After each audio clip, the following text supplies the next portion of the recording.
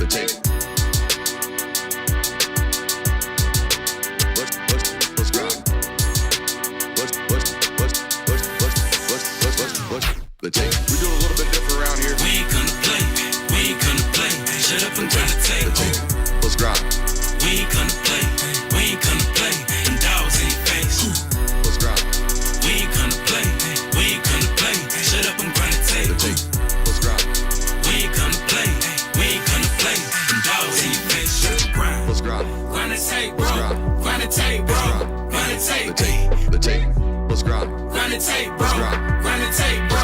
Grind the tape, bro. Shut up and grind. Grind the tape, bro. Grind the tape, bro. Grind the tape. The tape. The tape. Grind the tape, bro. Grind the tape, bro. Grind the tape, bro. The tape. UGA game day, boy, we ball out. Pull up, put the whole conference in the doghouse. Leave them 6 feet, see me on the win streak. All-star status, go coach, and the bench deep. Right. Offense on 10, how we run it? Your best ain't nothing, we gon' send them boys punting. Yep. Black and red, got them dead on arrival.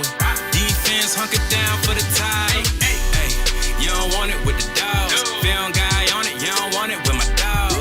Break it down, play by play, that's the day-to-day. They know we ain't come to play, boy, it's UGA. Kirby Smart, I cannot play the fool. Back to back, we did not come to lose. Back to back like we got something to prove. Pay your dues, dog nation on the move. What's up? We do a little bit different around here. We ain't gonna play, we ain't gonna play. Shut up and grind the tape. The tape. The tape. We ain't gonna play, we ain't gonna play. Them dogs in your face. Let's grind. We ain't gonna play, we ain't gonna play. Shut up and grind the tape. Shut up. Let's grind. We ain't gonna play, we ain't gonna play. Them dogs in your face. Shut up and grind. Let's grind. Grind the tape, bro. Let's grind. Grind the tape, bro. Let's grind. Grind the tape. The tape.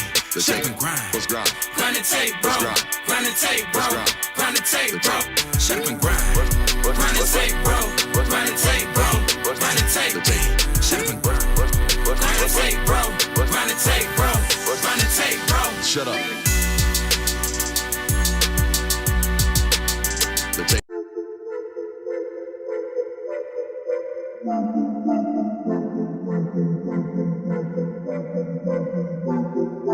Welcome in, ladies and gentlemen, to MBR, or as we like to call it around here, Nothing But Rants, the show where I find topics that I'm oddly passionate about and I pontificate upon them. These are not hot takes, but rather takes that I'm hot about. What's up? You like that? You really like that?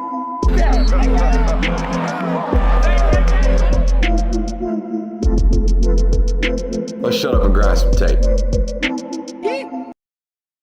What is up, ladies and gentlemen? Welcome in to the Film Guide Network on a fabulous Tuesday evening on what is set to be an absolutely slam-packed, loaded show for you guys, as it always is here during our live streams. Welcome in. We got previews here on a Tuesday. A lot of good football games this weekend. We're going to give you our boldest and our most accurate potential takes tonight. Followed closely by Best Bets, which is not going to be our most accurate segment of the night. Hopefully, for yours truly at least. Private equity was blocked in college football today. Yay for that right there. The boys have a new segment that's centered around branding, and that is awesome. How about that for you guys tonight? Excited to introduce the Ice Bass and Ibuprofen Award on tonight's show. Make sure you hit that thumbs up button, like, subscribe, and rate, review, and all that good stuff up here on the front end. Okay, we're going to have a lot of stuff to talk about tonight. Not going to be able to walk you to the water and ask you to hit that thumbs up. So I'm going to ask you up front. Go ahead and hit that thumbs up button. We appreciate you for being here. Boys, some news today as Front Office Sports reports, quote, a new bill has been introduced to block private equity deals with athletic departments or conferences. That's the important part right there. According to a draft of the bill obtained by Front Office Sports, no school or conference would be permitted to sell ownership stakes to sovereign wealth funds, private equities, or hedge funds. Y'all see that important one right there? That sovereign hedge fund. Do you know what that is? Or that sovereign wealth fund. You know what that is? That's Saudi money, Jonathan. That is the sports washing term. Y'all go learn about a couple terms tonight.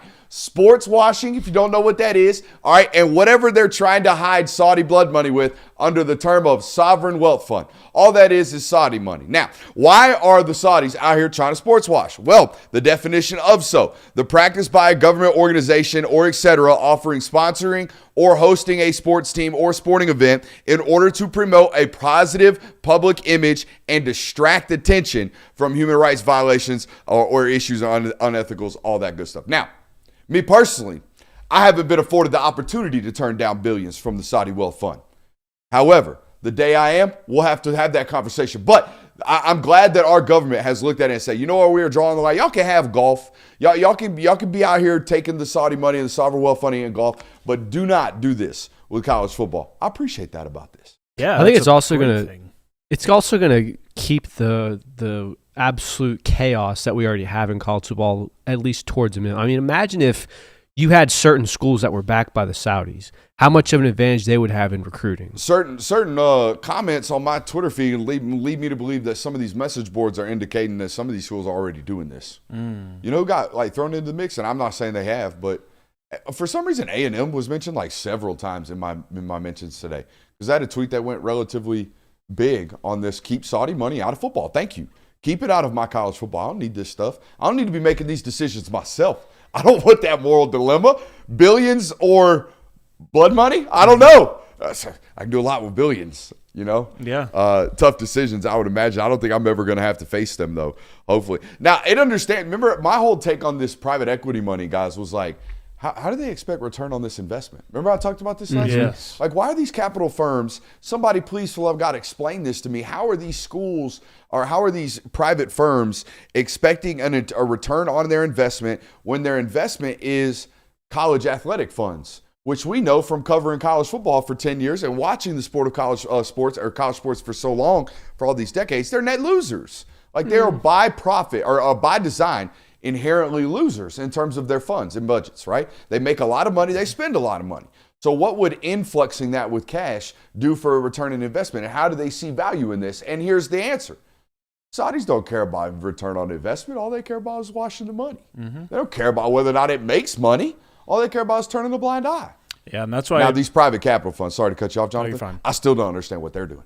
I still don't get it. Now, I think it's good that you can't be out here buying stake and influxing or selling stake in your conference to influx the conference with money like what the Big Ten was trying to do. That'd be what the most terrifying thing is about bringing Saudi money into college football is it's not even somebody that is pretending to care about college football or the sport or anything like that. It's not for any of that gain.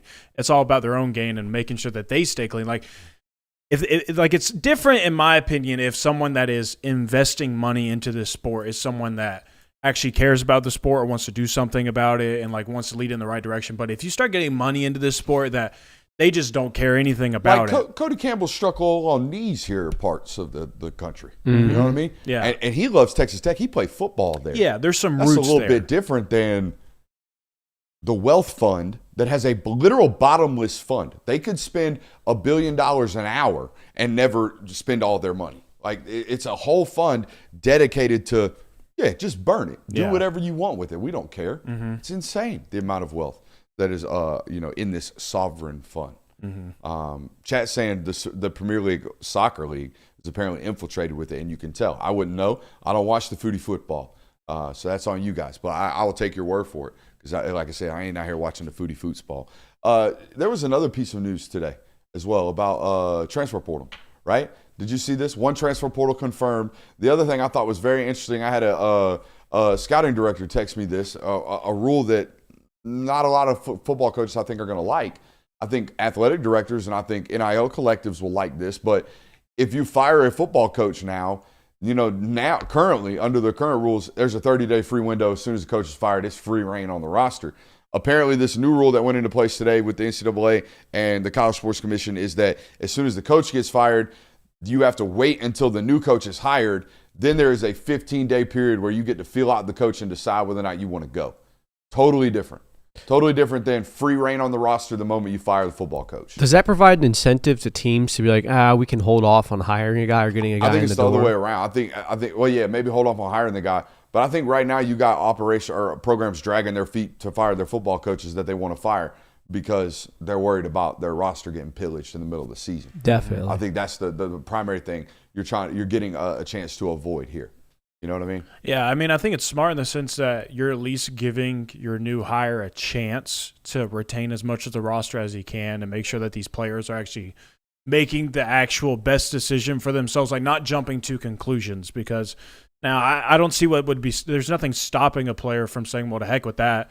I may not be officially in the portal right now, but I'm basically in the portal, and I don't care who the next hire is. I'm out of here anyways. But it at least provides something that could make things slow down a little bit, make kids actually make the actual decision or the right decision potentially for themselves, get some clarity on it. Yeah, I think it's a good move in all honesty, simply because of the fact that when you do fire a guy, that quick overturn is so rapid that we talked about it. You might have teams this year, if this rule didn't come into place, that wouldn't be able to field a football team because, oh, the head coach I'm playing for got fired. That's fine. I'll just enter the transfer portal midseason and sit out. And all of a sudden, certain teams can't field a team. Like, imagine if UCLA couldn't have a roster last week. Like most things with the NCAA, all of their decisions have snowballed within themselves, right? The one-time transfer. But really, I think what's getting college football coaches right now is that 4-game allotment where you get to play 4 and then redshirt. Dude, back in my day, I don't mean to do this, but 10 years ago, if you stepped foot on the field, if you took a single solitary snap, done, cooked, season over with, red shirt burnt. I remember it happened to a buddy of mine that was backup. He was a backup field goal specialist. Like, go out there, hold the wing, just stand at the end of the line and don't get ran over on a PAT. Had a tight end go down. He runs out there just because I've been playing football for years. That's what happens. I'm the 2. So I run out there, burnt red shirt immediately. Immediately. It got to a point my freshman year where I put the helmet on the – like, if we're up big, coach, I lost my helmet. I'm not – sorry. I don't know what you're talking about. No, ain't happening. But nowadays you get this free 4. And what you're seeing is guys that haven't redshirted, when their coach gets fired, they play 4 games. And then they're like, oh, wait, I have a red shirt available. I'm a junior that's been playing 3 years because I'm a high-ranking player, the nose tackle for Oklahoma State. This is what's happening with him. Played good ball. He's about to go get a bag. Why not burn a year? Why not take a minute to give a shout-out to our friends over at Lucy Breakers? That's how you make the money. You always hit it when the ad reads on. That's what I'm saying. That's how you make the money. Fire under pressure. Fire under pressure. I'm not breakering. Lucy Breakers. Hey, head over there today. Use promo code FGN, Lucy.io. You get 20% deposit match over there right now. Not deposit match. You get 20% off your first order. That's on me, Lucy's. A lot going on over here. Shout out to Lucy Breakers. I got a flavor switch tonight. Oh. I'm on apple ice tonight. Was on mint, wintergreen last couple weeks. I'm on the apple ice tonight. New sleeve. Huh? New sleeve. Oh, yeah, fresh sleeve. They got me hooked. I mean, I think I'm good for like a couple weeks, maybe. Maybe a couple days. We'll see. Hey, you got a new segment for me tonight, boys. A little ice bath and the ibuprofen award. Yeah, so we figured that part of the branding and obviously with the merch that we have, ice baths and ibuprofen, we talk about with Georgia a lot how when you come off the field sometimes you're going to need that ice bath and ibuprofen. We figured what's the player that most embodied that this week of college football? And I think we found a couple. So, Daywell, do you want to introduce your player that you think is the nominee for this? Honestly, I think that this player could just be a permanent poster child. Like, we could even create merch with this guy's face on it with the ice baths and ibuprofen shirt because every single game for him is this. If he's not doing this after games, then he's got some other secret sauce I want to know about to help with pain. But Byron Brown, the quarterback for USF. Yes. 211 through the air and then 162 on the ground for the Bulls this past weekend. They were a Friday night game against Charlotte. Again, just a guy that he is the embodiment of this. This is a football player. He's going to leave it out all on the line every single weekend, and he certainly did that this past weekend. So shout out to him as he continues to fight for a playoff spot. I'm going to do some research, but whoever the hell the midfield safety is for Miami, that dude's been hunting lately. I think number 3, maybe number 7. My God, he's been out here hunting with the screws. Yeah. Ice baths and ibuprofen. I like that one. I have a similar nomination to Jay Wills. I have Brad Jackson, Texas State quarterback. I like me some Had Brad 18 Jackson. for 26 passing, 230 yards and a touchdown. Carried the rock 10 times for 131 yards and a touchdown as well. So, all right, so you guys got honorable ice baths and ibuprofen. Yeah. Like, buddy, you earned a heavy ice bath. Yeah. What about the ice bath and ibuprofen for a football player who got his butt whipped for 4 quarters? How about some Diego Pavia ice baths and ibuprofen? Diego Pavia. My guy, Diego Pavia. This stand. I'm taking ice baths and ibuprofen for you this week as well. I think you could also put DJ Lagway on this list. I mean, constantly. He's a forever. He was limping by the second quarter. You know what? Good NIL opportunity for DJ Lagway. You know, I mean, he should have an Icy Hot commercial at this point. He needs it, yeah. I mean, he's constantly been gaying. Gotta be. There's some shouts for Haynes King every single weekend. I mean, yeah, that's just. I mean, he's an honorable mention every single week. I love football award. yeah. We need to call him like the needs to be carried off at the end of the game award. Not like carried off on a stretcher. Like teammates literally have to carry his body off the field. Yeah. Because he went to war. He's the Scott Sterling of college football. He's the casualty of college football. You know, like he's not going to die, but he's definitely going to take a flesh wound or 3 in the middle of that football game. Most definitely. I had a Haynes King take this weekend that I wish it would be something that I could say on this network, but I have to keep it. You heard me say it. I gave the take to you, and you were like, "Oh, dude, that would absolutely do numbers." Oh, did you text me this? I texted this to you. I remember It was this. in the middle of the Alabama game. Oh yeah, dude. I wish we had burners. Yeah. Hey, I wish we had a burner. If you've got a burner Twitter account, I've got a banger for you. Just waiting. Absolutely stowed away. It's yours if you want it. I'll just put it that way. But Hit Jay Will up. nothing on social media. despicable. Nothing despicable. Just despicable. not my lane. I'll put it at that. Not our lane. Yeah, not our lane. You know, I mean, much more of a barstool lane. That joke. For sure. I can't believe they haven't gotten there yet. Yeah. Honestly, lack of creativity. Might be. Honestly, if that's your lane and you're not hitting that one, you're not hitting your layups. I'll sell it to Barstool for the right price. I don't know if we're into selling any bar stools. So selling let's be takes. careful on that. You know, don't speak for the squad. You know, don't speak for the squad. Yeah. What else we got? Ice Bass, ibuprofen. Those are just we got only a couple of the one nominees, man. Just a weekly All right, shout out. I got some I Love Football awards to give out. At least I like to this. one. And this is a local football player. Obviously, we feature a lot of Georgia content here on the network. But how about Micah Morris? Micah Morris both playing I Love Football and Ice Bath and ibuprofen football. He is making you hurt while playing through hurt. You know what I mean? I love football players that play through pain, man. I don't love football players that play through injury. All right, that's a little bit risky. But if we're out here with lingering injuries, or lingering pain, like buddy, we all hurt. And I love watching football players strain. And Micah Morris is straining right now at a really, really high level. So shout out to him, man. And in a dope offensive line number. I mean, there is just a certain amount of offensive line numbers that you can't wear, and a couple that are guaranteed dudes. 56, one of them ones. You know what I mean? Is bode well for Georgia One of them players, ones. that's for sure. Yeah. I'm trying to think. What's another 70? No. 69, I mean, 69 is obviously. biasly speaking, 56, 77, elite numbers, offensive line-wise. 56 for an interior, 77 for a tackle. 71's got some Hall of Famers in it. 74 has a Hall of Famer in it. I believe Ogden wore 74. But no, normally it's 77 and it's 71 and it's 56. 56 for them interiors. Them's dudes. Very rarely are you out here like Jeff Saturday rocking like, I think Saturday rocked like a 60. Just, just not very good. What about?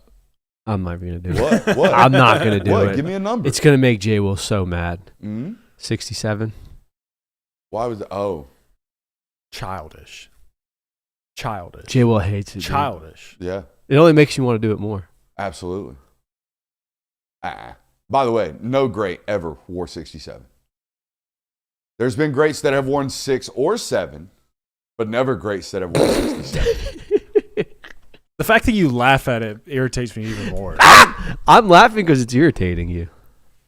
It's perhaps the dumbest It's- pop culture joke I've ever seen in my life. It's stupid. I completely It is agree. the dumbest thing ever. Angry old man says what? Yeah, I'll be the angry old man here. I think it's stupid. It's the same thing as that, by the way.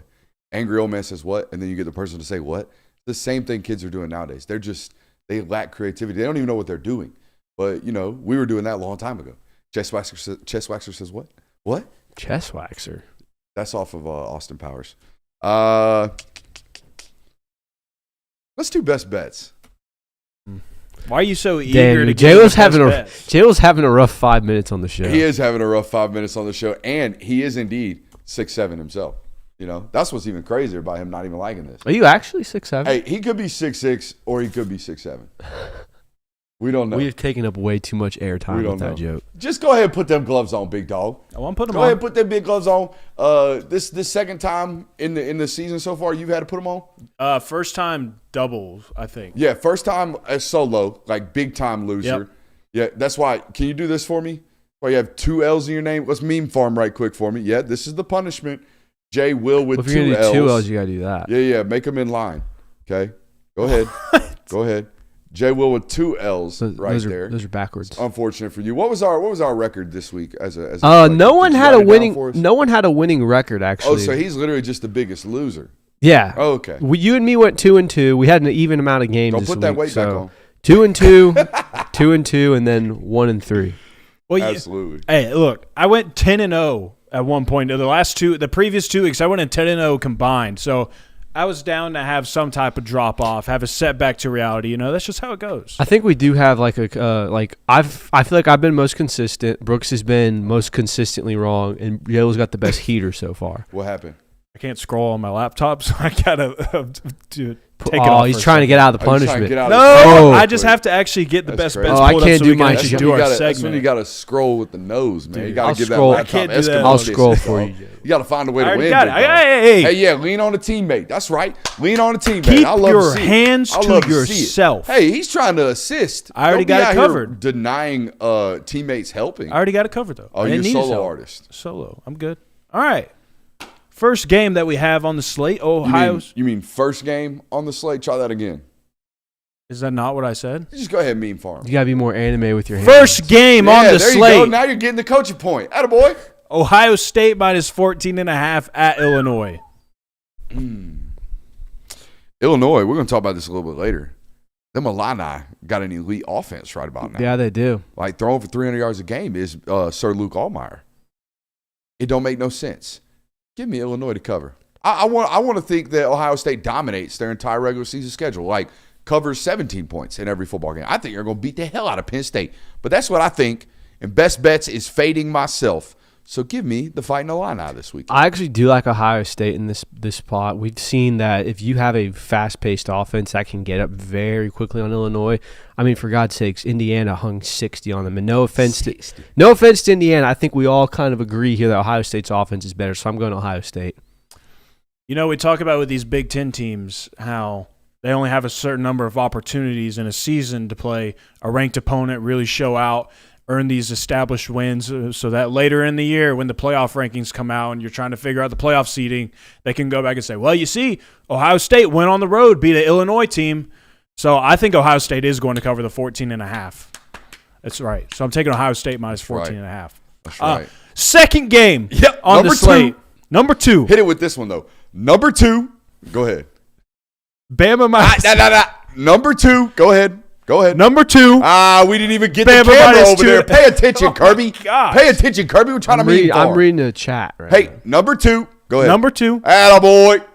Bama minus 2.5 at Missouri. 2.5. 2.5. It's shrinking. Fishy line. Here's what You go first.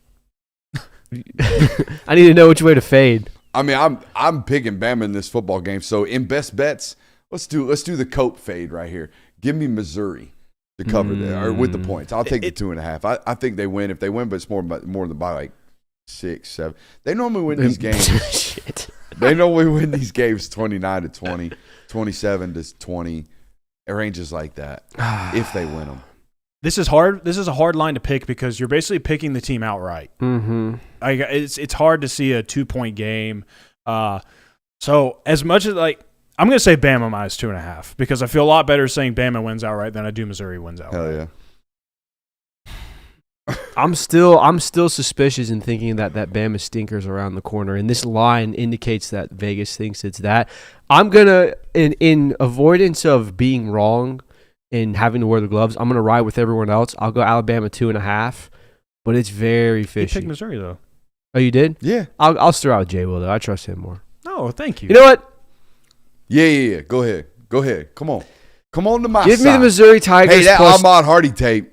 Mm-hmm. give me the Missouri. Hey, oh my God, we'll talk. Hey, remind me about the football brain you saved me from when we talked Oh about the final yes, segment today. yes. Buddy. Almost terrible out here on national television. Had it not been for our executive producer today. Give me the Missouri Tigers plus 2.5. Oh, I'm gonna be wearing the gloves. All right. Oh, yeah. Game number 3. Indiana at Oregon. The Ducks minus 7.5. I feel confident in this one. Give me Oregon. Hey, guys, breaking news. I don't know if this is true, but apparently John C. Reilly is going on tour as Dewey Cox. I'm walking hard straight to those tickets. What'd you just ask me?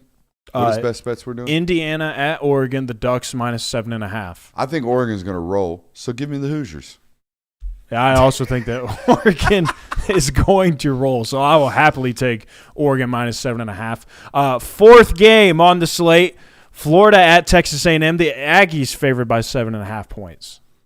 I like Texas A&M in this spot as well. I think that Florida had a really, really great moment last week. That was also aided by the fact that Texas could not push the ball down the field as much as they tried to, nor could they run the football. I trust Texas A&M's offense a little more in this position, especially since they're at home. I'll take the Aggies. What's the line?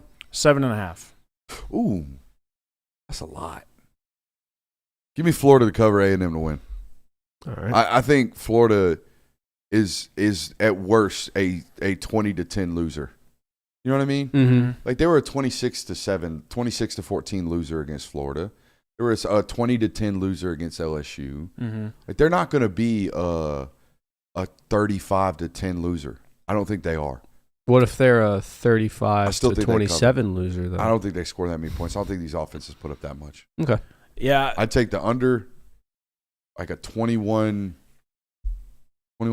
football game, 21-17 football game. All right. A&M wins. I'm going to take Texas A&M -7.5 because as great or as how much better Florida's offense looked last week, you got to show some consistency before I'm buying in on you being able to score points in this conference, especially on the road at Texas A&M. And now too that like I think you kind of caught Texas off guard a little bit with Dallas Wilson and what you're able to do with him. Now that that's been kind of put on tape, I think that Texas A&M is going to be prepared for that. So I'm going to take the Aggies -7.5. All right, final game, Game 5. Oklahoma at Texas. Longhorns favored by 1.5. Such a yuck fit. I don't like Texas in this football game, especially knowing Mateer is going to probably play. So give me Texas. Okay. You know, it just doesn't make any sense. Vegas knows something. Yeah, Vegas does know Very something here. fishy. That's very fishy. I want to pick Oklahoma in this game. I just think that their defense is better matched to stop what Texas does. I'm going to pick Oklahoma, but it's an interesting line. I'm also going to pick Oklahoma because if that's how your offensive line looks against Florida, no shot against Florida's defensive line, but this Oklahoma defensive front has been getting after it the entire season. I think it's going to be pretty hard for the Longhorns to move the ball this weekend. Some of you didn't know about me, Jonathan. I'm Bill Dance with a Barbie pole. There's a couple fishy lines nowadays in college football. I'm going to go find one. Where'd that end up? Oh, dude, we're dialed like a sniper. Right in the with this honey thing. hole. Right in the honey hole. I bet we might get double hooked here. You ever been double hooked? Maybe once. I ain't never been double hooked. Let's see what we got here on the fishy line of the. We're snagged. We're snagged. Oh, don't worry about it. A good fisherman finds a way to get out of the snag. Don't panic when you got a snag. Let's see what the fishy line of the week is here, boys. Is this shtick a win? USC -2.5 versus Michigan. 15th ranked Michigan -2.5. 15th ranked Michigan on the road, though, Curb. That might be what's going on. The travel. The travel. Michigan The has to Big Ten travel to California. Oh man, the travel. That's why. It's what got the Nittany Lions. This Big Ten complaint about the travel stuff. That shit stinks. You guys That signed up stinks for worse it. than dead fish. Dead. I mean, awful. I hate it. Y'all got strength of schedules down in like the bottom 40s for some of your top ranked teams, and y'all are here complaining about travel. Meanwhile, flying private. I bet Oregon flies with the seat covers, with the ones that got their own seat stitching on the damn planes. What you want to bet? I wouldn't doubt it. Hey, I bet they out here flying with first class service, even riding in coach. Out here complaining about a 10,000-mile flight to go out here and beat Rutgers by 35. I love you, Dan, but come on, man. All of you. Fishy lines. There's a lot of them. Mm-hmm. I thought we were going to double hook. That Oklahoma line's Yeah. Yeah, the But I didn't put that on Oklahoma That's because really weird. Let's get into previews, boys. Big noon kickoff this weekend as Ohio State travels out to Illinois to take on the Fighting Illini. Let's break it down. Keys to the football game. Let's start offensively for Illinois, or rather with the Fighting Illini. Luke Altmaier is the best quarterback Ohio State will play this entire regular season, averaging over 300 yards passing going into this football game per game. This is an explosive Illinois football team, okay? This Illinois football team out-explosive USC this last time out offensively. I think that is the major key to the matchup for them. Can they maintain that offensive explosivity versus an Ohio State defense that has been absolutely breathtakingly good through 5 weeks of football? Yeah, I think Illinois is going to have to kind of hope that they replicate a performance that they had against USC. I know that they allowed probably more points than we would have liked to or would like to in this matchup to the Trojans, but you're going to need that kind of offensive consistency and offensive firepower in this matchup if you're going to hang with the Buckeyes. I mean, this defense is legit for them, but we're really going to find out about them this weekend, I think. So if Illinois can manufacture that type of performance this weekend at home against Ohio State, I think they'll find themselves in a pretty good spot. I have the key to this matchup being, can Illinois DBs cover Ohio State wide receivers? Because Illinois likes to run a lot of man coverage here.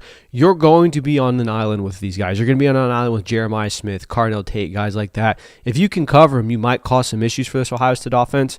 If not, it's going to get ugly. It's a great point the chat brings up right here, just the links that coaches will go to speak their narrative. Dan Lanning, I don't know if he's publicly complained about the travel, but it's been brought up by Big Ten coaches. Meanwhile, Lanning's traveling on a Friday to an Alabama high school football game, private jet wise. Yeah, come play over in Oregon. Yeah, travel's not that bad. We'll get you a direct flight up to Eugene. It's not that bad. Man, have you seen how much we're traveling on our schedule? Travel's not that bad, I swear. It's not that bad. We'll get you right into Eugene. Man, we got to go cross country to Rutgers and then back and then go to Wisconsin. Man, hey, don't you worry about that 12-hour flight from Nashville. Don't you worry about it. In defense, I don't think Coach Lanning is complaining about this because he's not been in a position to do that. Yeah, no. Every loss he suffered has either been to Washington or to. Look, I'm sitting here doing this because something's got to give the man adversity. I just want to see him tested. I think he wants to be as well. He don't seem like he wants anything easy in life.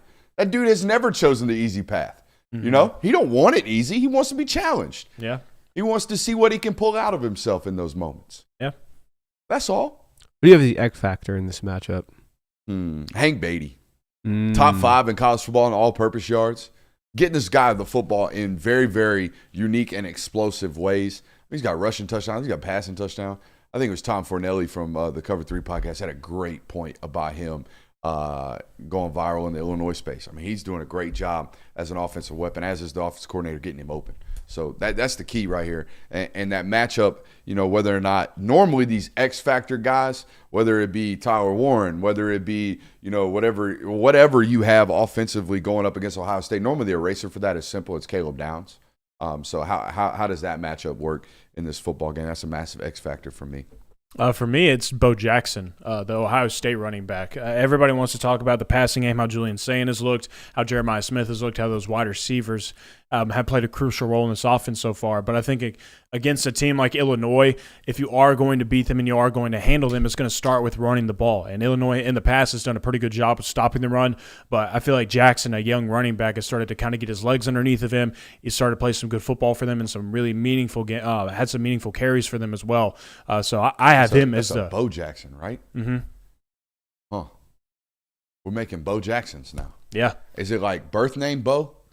I don't know. Or is this like a nickname Bo? I'm not sure. Bo wasn't he was nicknamed Bo, right? He wasn't birth Bo, right? I don't know enough about that to know. Wiki me on that. Okay. I think Bo Jackson. But yeah, I have as a legal name. Bo Jackson as the X factor in this one.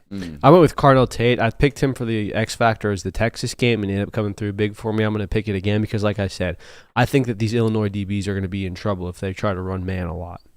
Here's his government name, being the real Bo Jackson. OG Bo. Vincent Edward Jackson. Yeah. That's what I thought. Yeah, once jumped over a river.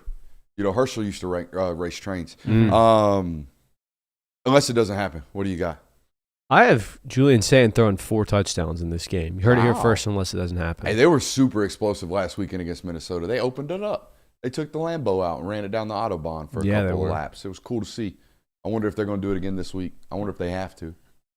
I know I had talked about my reservations that I kind of had about this Ohio State defense, how I felt like they really hadn't been challenged enough yet to be claiming them as the top defense in the country or the best defense in the country, any of that stuff. But For my unless it doesn't happen, I have the Buckeyes pitch a shutout in this game halfway through the third quarter. Then Illinois gets on the board. You heard it here first unless it doesn't happen. I got Ohio State gets pushed, but gasses it up in the fourth quarter. So kind of the opposite of what you got going on. You got Ohio State dominating them for 3. Little Illinois, Indiana, like it was closer than you thought type cover late in this football game. I got to go in the other way. I got Ohio State kind of maybe stumbling out of the blocks here and then really, really pulling away midway through the third and the fourth. Sounds like we're all big on Ohio State in this game. I've got them winning a 41-20 game. That's a lot. I got it 34-24. I have Ohio State. I have it 37-13. I think Ohio State just handles them. Yeah. I think it's going to be a pretty comfortable win for them. Yeah, the 34-24 is a late score from Illinois. I got it as a vice grip, honestly. We'll just call it a Mark Stoops. They're going to get a Mark Stoops. Yeah, very similar to a Marky Stoops versus Georgia matchup. Illinois earns themselves a Mark Stoops. Little Brett Bielema late cover. You love to see it. You love to see it. A 10.5-point dog right there, right? 14.5. Yeah, I think they cover that late score, garbage time cover in that football game. Hey, let's head on down to Columbia. Let's head on over to Columbia, Missouri. The real Columbia, this year's real Columbia in the SEC. SEC's premier Columbia. Oh, yeah. Columbia, Missouri, where the Alabama Crimson Tide are taking on the Tigers. Boys, what is the key to this matchup?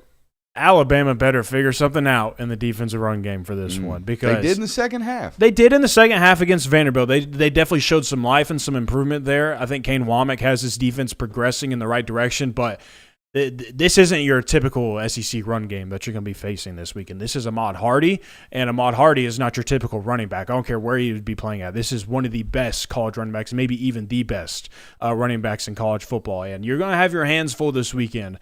So if he's just doing anything and everything that he wants, I would be very nervous and scared as an Alabama fan. Yeah, mine's adjacent to this. It's which team can make the other feel like they have to play out of their style. We all know that Missouri's going to want to be able to pound the rock against Alabama in this game.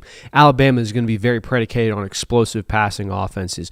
Which defense can make it feel like you're not able to do that? If Missouri feels like they can't run the football in this game, that's going to be in trouble. If Ty Simpson and the Alabama offense feel like they can't throw downfield in this game, Alabama's going to be in trouble. Boys, what's Missouri's primary run concept, if you had to guess? I would Wide probably zones. guess it's a zone stretch or something. Like wide zone? Yeah. That's what it's always been. Like even when Cody Schrader, they didn't have a lot of get downhill now. It's a lot of stretch, hope we reach them, hope we don't hold, hope we get a crease, bang, 45 yards. And it's still the basis of their offense. Still out of pistol. They're still doing a lot of that stuff. But Ahmad Hardy has created a downhill, hit you in the mouth now type of run scheme for them. And it's completely changed how you have to defend them. Jonathan, they're out here running duo, like smacking people in the mouth with duo. And doing so off of the wide zone action. Showing wide zone, cutting back, now we're creasing you off the backside tackle that has had you overflowing all week in practice trying to prepare for wide zone.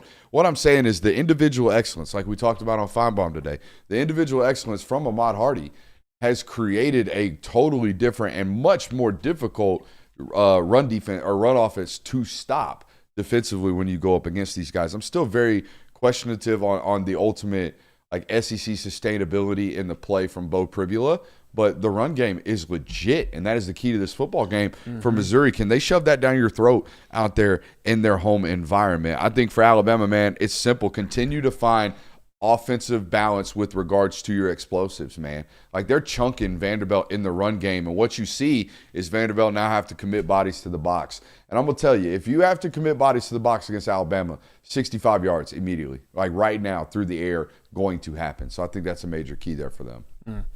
For Missouri, on the flip side, I would say defensively for them, I think what their goal should be is if Alabama is going to score points, and they will, obviously, they're not going to pitch a shutout in this one, but on those scoring drives, your goal should be for those drives to be 10 plays or more. Don't let them be able to speed race their way down the field and get a touchdown. Don't let the explosives happen. If they can methodically march their way down the field and earn 7 points or even 3 points, then good on them. I would still say that you did your job as a defense to make them do it in that fashion, and I think that kind of benefits what you like to do on offense. You're not trying to do the inverse of that, so I think that helps with your time of possession in a home game like that. That's what you want, is the more time that they're on the field, I think that's better for you. Yeah, like I said, I think Missouri is going to really be predicated on how well they can run the football and how well Alabama can stop it. It's why I have Ahmad Hardy as my X for this, just kind of moving the segment forward. That's who my X factor is for this. Ahmad Hardy. If he can run the football up and down Alabama's defense, this game will get very, very interesting. On the flip side of that, if Alabama stops him, I don't really see an avenue where Missouri scores a lot of points. Yeah, I would agree with that. I mean, I have Ahmad Hardy as an X factor too, because if Missouri is going to win this game, like he is going to be the reason why. If they're going to score enough points, if they're going to do enough offensively, it's going to be because Ahmad Hardy had a Heisman caliber performance against Alabama at 11 a.m. Michael Lowry says, first-time viewer, what is the backstory for these dudes? Just another random group of Monday morning quarterbacks, or are these dudes legit? Just lock in. Give us like the next, I don't know, hour and 10 minutes to see what you got. And you make your own decision. And then if you like it, watch some of our film studies, and then you'll find out if we know ball. You know? Evil laugh. You know, I felt like giving one of those. Yeah, we kind of know ball around here. It's kind of our thing. I think it's what we're most known for. Guys know ball. Some would say certified ball knowers. Yeah. Some would say. Not stolen valor, spoken valor. That's real valor around here with regards to that CBK-isms. X factor for me, it's got to be Bo Pribula. Like you guys are talking about Ahmad Hardy. I think the game plan is going to be to take him away, as it should be. So that means the game's on Pribs. The game is on Bo Pribula to go out here and see if he can do anything other than what I would consider being playing frantic football. Like, dude, even that corner route we showed today on Feinbaum, like if you go look, I didn't want to call him out on national television. If you go look at it, dude, his eyes are in the wrong spot all the way until the last second. That's why the ball has to be put where it is. Should have been put into the progression way earlier once we realized the safety was in compromise. That's the guy we're trying to put into compromise, or I should be there. Like, it's the weirdest thing to me about young quarterbacks right now, inexperienced quarterbacks. The guys that don't have their eyes in the right spot versus the guys who do. The guys who do will have long-term success. The guys who don't will be out here running around like a chicken with their head cut off, and it'll continue to be that way. The crazy thing about him is old Pribs is dynamic on the run. He's a great runner of the football, and he's really, really dynamic as a thrower on the run. I just don't know if he's got enough to win this football game. Unless it doesn't happen, boys. Game of the weekend. 15-plus explosives in this football game alone. But Alabama wins it. You heard it here first. Whoa. Way to spoil the prediction. Yeah, hey, Tide wins 35-27. That's my prediction. Man. Sorry. Supposed to build, and you just go rip the Band-Aid. No. Hey, ain't no Bill around here. Ain't no secrets neither. Everybody knows Bama Brooks riding the Tide. Everybody knows. Everybody know Bama Brooks rides the Tide. Texas fan Brooks Austin. Georgia Brooks Homer. Austin. I got called an Auburn fan. That was crazy. Out of nowhere. Like, whoa. I think it was because I said they got hosed against Oklahoma. I think I got called an Oklahoma fan last year. Remember I had a hypo photo behind us during the Tennessee breakdown, and people were like, this Sooner homer is crazy. So, yeah, a lot going on there. I think what people are just dumbfounded by is just unbiased like opinions that they don't like, so they assume I'm a homer against the team of the opinion that they don't like. You know what I'm saying? So go ahead. For my unless it doesn't happen in this game, Ahmad Hardy goes for 4 touchdowns and 150-plus yards. You heard it here first, unless it doesn't happen. Mine's not nearly as bold as that. I said Missouri finishes the day with over 225 rushing yards. You heard it here first, unless it doesn't happen, but Jay Wills is way better. I do have Alabama winning this game, though, 30-20. So we're all thinking points. What'd you get? I got Bama 30, Missouri 28. So Ahmad Hardy is scoring every single point that Missouri gets this weekend, but it's not going to be enough. I think Alabama still wins. This game is so hard for me to predict and kind of get a good gauge on because Alabama has looked great the past couple of weeks, and they looked the part. It looks like they're only getting better as the season progresses, which is what you want to see from one of these college football playoff contenders because, as we all say, you want to see them playing your best ball by the end of the year. But on the flip side, like this is your 3rd week in a row that you're playing a ranked team. This is the second one of those 3 that you're going to be playing on the road. It's an 11 a.m. kick. But then also, like Missouri, as great as they have looked, they haven't really been tested, especially not to this magnitude. They haven't played a team like Alabama yet. So on paper, all the stats look great. The rushing offense looks great. The defense has been showing out. Damon Wilson is balling for them, so they bought good groceries there in the transfer portal. Like all the things look good for Missouri. I just don't know how to compare them to a team like Alabama because I haven't seen anything yet that shows me like they are comparable to this. Jonathan, you say 11 a.m. local kick. Mm-hmm. A little bit of a sleepy kickoff time. Yeah, some would say. You might be sleeping on it. You shouldn't be a sleeper around here. Shout out to our friends over at Sleeper. Sleeper is a fantasy sports plus real money gaming app focused on bringing people together through sports and gaming. Sleeper has become one of the fastest organically growing fantasy platforms in the world, while earning, like us, some of the highest rates of engagement in the industry. If you head over there today, use promo code Brooks, you'll get a 100% deposit match up to $100. Not only that, guys, even for you non-first-time users, if you have followed the code of supporting those who support us, and maybe you've already signed up using promo code Brooks and gotten that 100% deposit match on that first-time user sign up, you're also getting a free 20 over there for a limited time on Sleeper today. Again, that's Sleeper, and use promo code Brooks today. Shout out to our friends over there, boys. Shout out to the Indiana Hoosiers. Shout out to the Sig Man headed west to take on the Oregon Ducks in primetime. College game day in town, Indiana at Oregon. 3:30 kickoff, boys. 12:30 local. Who you got in this one? What's the key to the matchup? Key to the matchup for me is which defense can make the opposing quarterback uncomfortable. These are both two defenses that I feel like run predominantly zone concepts. If you can sit back there and peel them apart, we've seen Dante Moore do that. We've seen Fernando Mendoza do that. Which defensive line can get them off of their spot, can force them to make throws that they necessarily don't want to make? Sneaky intel. Apparently Indiana's right tackle is some food. Mateo Uyunglele. Massive football game inbound. He's my X I factor. split that name. Spoiled that for mine too. I nailed that sucker. Yeah, you did. Hell yeah. Oregon has to limit the explosives specifically that Indiana creates for Surratt. Now, because that's the chunkers. Those are the big plays that they are seeking. You know, I went back and watched what Indiana's doing offensively. It's very similar to what they're doing last year, and it's very similar to it's like identical to what they were doing with Surratt last year of Surratt!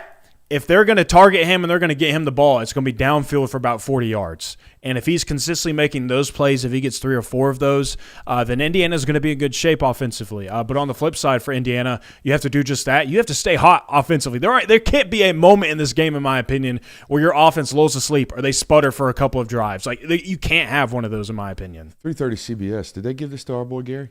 I don't know. I hope so. He deserves one, Can you man. Google that for me? I hope he got a good one. He had a good one last week, but it was like a random Big Ten game that you didn't expect to get good that got good. Yeah. That he was on the call for, if I remember correctly, last week. Keys to the football game for me, very simple. Yeah. Shout out Gary D. Friend of the show, Gary Danielson, got a dynamite football game. I hope it's dollar bill. I hope he gets a 4-quarter football game for Gary Danielson on his swan song. I mean, 2 seasons of Big Ten make me want to pack it up too. Anyways, key to the football game for Indiana, the intermediate passing game.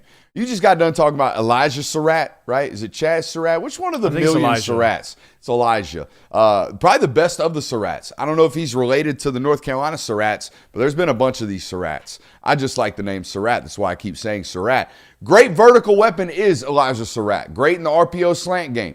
But they don't have they don't have a lot other than that intermediate passing game. If you can take that away and limit his verticality somehow, some way, you've got a chance to keep this offense up underneath you and make them go methodical through the drives. The other thing about Indiana, every time they meet up against one of these blue chip rosters, they have a real tough time running the football. They become very one-dimensional, and they put it on the feet of the quarterback. I know Mendoza's great, but so was Curtis Rourke last year. And when they got into these matchups, they had a real tough time moving the football consistently. Yeah, they did. For Oregon, they have a dude. They have a dude at quarterback. Let him go. Let Dante Moore eat. Let that kid go out there and show the world he's the best quarterback in college football. What's your X factor in this football game? Omar Cooper, he's the number 2 wide receiver for Indiana. So I think a lot of eyes get put on Surratt for a lot of good reasons, as I just mentioned. He's the leading receiver for them. But Omar Cooper is the intermediate passing guy that you're talking about. A lot of RPOs go to him because he's their jitterbug. He's a guy that can get out in space. He can get the yak. He can do all those things. And he also has 6 touchdowns on the year. They do a lot of different things with him. So he's the X factor for me of if they're going to find some consistency in this offense, they're going to move the ball down the field in this Oregon defense, it's going to have to be through a guy like that who can pick up big third downs and who can be the go-to guy when Surratt isn't available. Audible. Are we done? Hold on, let's do predictions and then remind me of the audible. Unless it doesn't happen, I think Oregon breaks a foot off. And we have a classic Indiana keep it close football game. I'll save my prediction. Okay. Interesting.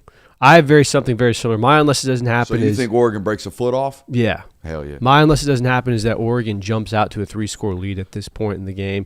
Might not finish with that, but they will absolutely handle Indiana. Kirk Cincinnati, go duck yourself? Yeah. Yeah? I'm curious to see what this audible is. Are you over here undressing? No, I just got a little hot. Caffeine getting to me, nicotine getting to me, all the vices getting to me. But we got football. We got games. We got games to continue to talk about. My unless it doesn't happen is both teams have at least 21 points at halftime. You heard it here first, unless it doesn't happen. High scoring. Huh? Oh, I see what you're doing. High scoring football game in the first half. I like that. Give me the Ducks, 35-21. Yeah, I think they handle business. I got Oregon handling business, but again, I think it's a high scoring game. I got Oregon 49, Indiana 34. What are you doing? Fixing my hair. When you take your hoodie off, sometimes it messes your hair. You know, when you wear product in your hair, sometimes that happens. I just need to see. I've got Oregon 38-24. I'm sorry. I'm going to be out here looking goofy. I've got Oregon 38-24 in this game. Like I said, they jump out to a massive 3-score lead. Indiana kind of plays that late catch-up to be like, oh, we didn't lose that bad, but Oregon rolls in this game, handles it for 4 quarters. I like that take. What's this audible? Huh? What's this audible? Oh, I need you to, instead of doing Super Chubs at the end of the local hour, we need to do them at the end of the national hour and at the end of the local hour. Okay. Because, like, for example, there's a Super Chub in there that is very nationally based. I don't want that guy having to wait until the end of makes sense. the local hour to I do got you. So, that's what we're going to do from now on, guys. I got Jonathan. He's the last line of defense because my ADD ass always forgets him. All right, he's the last line of defense before we change local to national local rather. Before we close the stream, we will from now on do Super Chubs, okay? We got lots of notes nowadays, and we just don't want to get too bogged down with my ADD self. Florida at Texas A&M. The Aggies continue their run of premier SEC matchups inside their stadium. This one at 7 o'clock, 6 o'clock local kick out there for the Aggies. Key to the football game for me. For A&M, it's relatively simple. How do you find a way to negate Dallas Wilson's impact on this offense? This cannot be as simple for DJ Lagway as it was last week. Everybody wondered, hey, Lagway looks so great. Where's this been? Well, it makes it really, really simple for a young quarterback that's struggling with reads and processing and getting the ball out on time and playing confident. It makes it a whole hell of a lot easier when we can play dude ball. When I can walk out there and say, my dude's better than your dude, I'm going to take a 3-step and put it up for number 6. He's going to go make a play. You have to make it much more complicated for them than that right there offensively. And I think A&M will do that, this football game. Keys to the game are Florida. You got to keep the offensive momentum rolling. You did it last week against what we thought was a really good Texas defense. So if you can replicate that on the road this time, then I think we can start having a conversation of DJ Lagway has gotten his footing. He's figuring out this offense. They got it rolling now with Dallas Wilson in the mix. If you can do it 2 times in a row, then people might start believing in you. For Texas A&M, got to figure out the stutters in this offense. I think there's too many. It happened last week for like the entire first half against Mississippi State, where that offense couldn't get anything going. And then we get in the second half and we just pull away. I think you got to find a lot more consistency in this offense. Yeah, that's what my key is for Florida, to create the stutters. We've seen that Texas A&M's offense isn't always humming perfectly. When it is, it's very dangerous. But when it's not, they're really sputtering out. You have to do that for Florida. You have to create those. Got to find a way to make this defense from A&M second-guess themselves as well. The last 2 weeks they have been playing so instinctual, so reflexive. They're not thinking defensively. They're just playing. And for that reason, my X factor in this football game is Torian York's game prep. How much of the answers have he figured out before going into this football game? Torian York. Never mind. I'm saving it for unless it doesn't happen. Go ahead. My X factor is Dallas Wilson. It seemed to be the guy that unlocked this offense. He was an immediate answer for DJ Lagway, an explosive answer for that offense, something that they have been lacking in the passing attack. If they're going to find that consistency, like I mentioned earlier, it's going to be through him. I went with Marcel Reed. I know that's kind of a cop-out answer, but it really is going to be dictated on what he does at the quarterback position as to whether or not this Texas A&M offense booms or busts. So he's the X factor for me. Boys, you heard it here first. Torian York will become the first 5'10" middle linebacker to become an All-Pro on the Sunday game since Sam Mills in the 1990s. Torian York is the best inside linebacker right now in college football, and he is playing phenomenally at 5'10". And they just don't make them like this. They just don't create them like this. They don't become All-Pros. In fact, I got a very short list. It's Sam Mills, the only first-team All-Proer in the last 30 years of professional football under 5'11" at the linebacker position, and he did so in the 90s. The only other two, London Fletcher and Zach Thomas. And Zach Thomas was a demon. London Fletcher did it in the early 10s. No one's done it in the aughts. Torian York will do it. You heard it here first.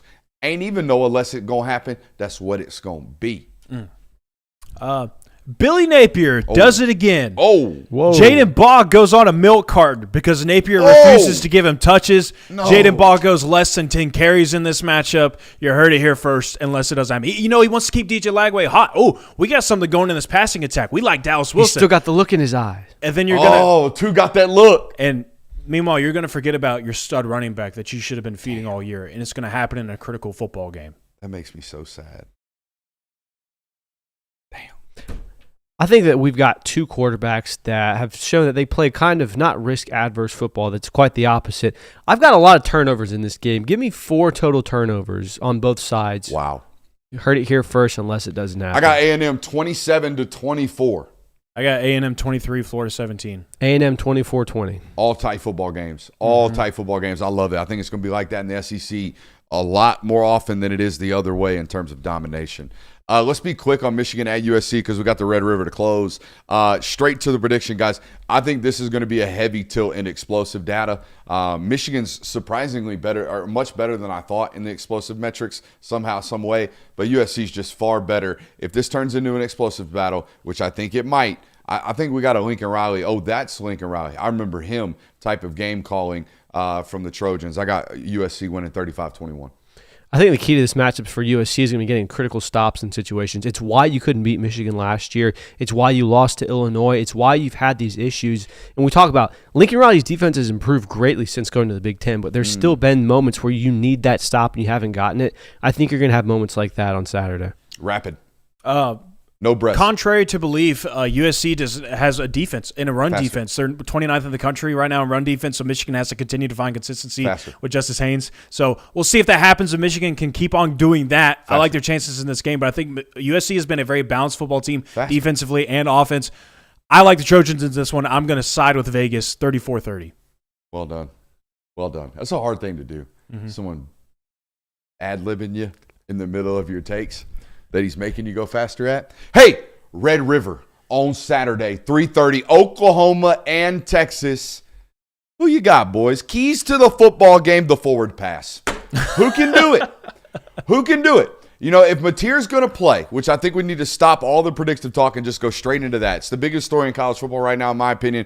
Will John Mateer play? The Vegas line's very sneaky, like weird and fishy to me, guys. I think John Mateer will try to play in this football game. What version of him do we ultimately see, though, is the question. That's a great question. And I mean, you're not going to know until you get there Saturday. I'm not even going to try to make a presumption on, you might see this. Like, you'll figure it out on Saturday when they tee it up, but that is going to be important. If you're Brent Venables, old Brent Brett, and if you're John Mateer, if you're Brent Arbuckle, do you just kind of do what you need to do and risk further injury on that thumb and just go ball out? You know what I mean when I say do what you need to do. Maybe numb the pain somehow. Get one of the magic needles out. I have a take on this that I'll provide later. Oh, storing takes? Yeah, it's coming up, but Okay. I have. Okay. I want to. on this in here segment? Okay. I want to provide it. Not teasing it. I want too to provide it at the right time. We love that. Chat saying Josh Pace said the FanDuel line would be Texas minus 5.5 if Mateer wasn't playing. So they're saying this line does indicate that Vegas expects Mateer to play. I just think it's more of like which Mateer are we going to get? It's my biggest question going to this football game, which is why I say the forward pass. Which one of these football teams can actually create chunk plays through the air? Obviously, we know what the problem is at Texas right now. It's not only remaining confident at the quarterback position, but it's figuring out left guard. Like, they have to find an answer, a winnable, not even winnable, a playable answer at left guard, because right now they don't have one. Yeah, that's my key to this game is Texas has to protect your quarterback, or we just got to roll them out, and you got to accept who you are up front and get this guy moving all over the field to where they just can't tee off. Because as I mentioned earlier in the National Hour, Oklahoma will do it, and they will mess you up, just as the other teams that have played this team up. That defensive line will get after it. That's a lame joke in the chat. I think that whichever team's going to put their quarterback in a winning situation, that's going to be the most key. We saw last week, Arch Manning, while he didn't play well, wasn't necessarily set up for success. If you assume you've got Michael Hawkins in this game, or if it's John Mateer, what kind of play calls is Ben Arbuckle going to do to aid the limitations that inevitably both quarterbacks are going to have, even if John Mateer does play? So whichever team puts their quarterback in winning situations is my X factor here, or the key to the matchup, excuse me. And if it is Hawkins, at any point in this football game does he look much more comfortable against a real defense, right? Got comfortable last week against Kent State. I think they scored like 37 points offensively. They had a defensive touchdown late in that football game to win it 44-0 with that sneaky 44.5 hook. Man, that's a tough L. They know. That is a tough-ass loss right there on that betting line, especially if you're an Oklahoma fan that was just riding the Sooners because, you know what I mean? It's the only reason you were betting that, them to cover that one, I would imagine.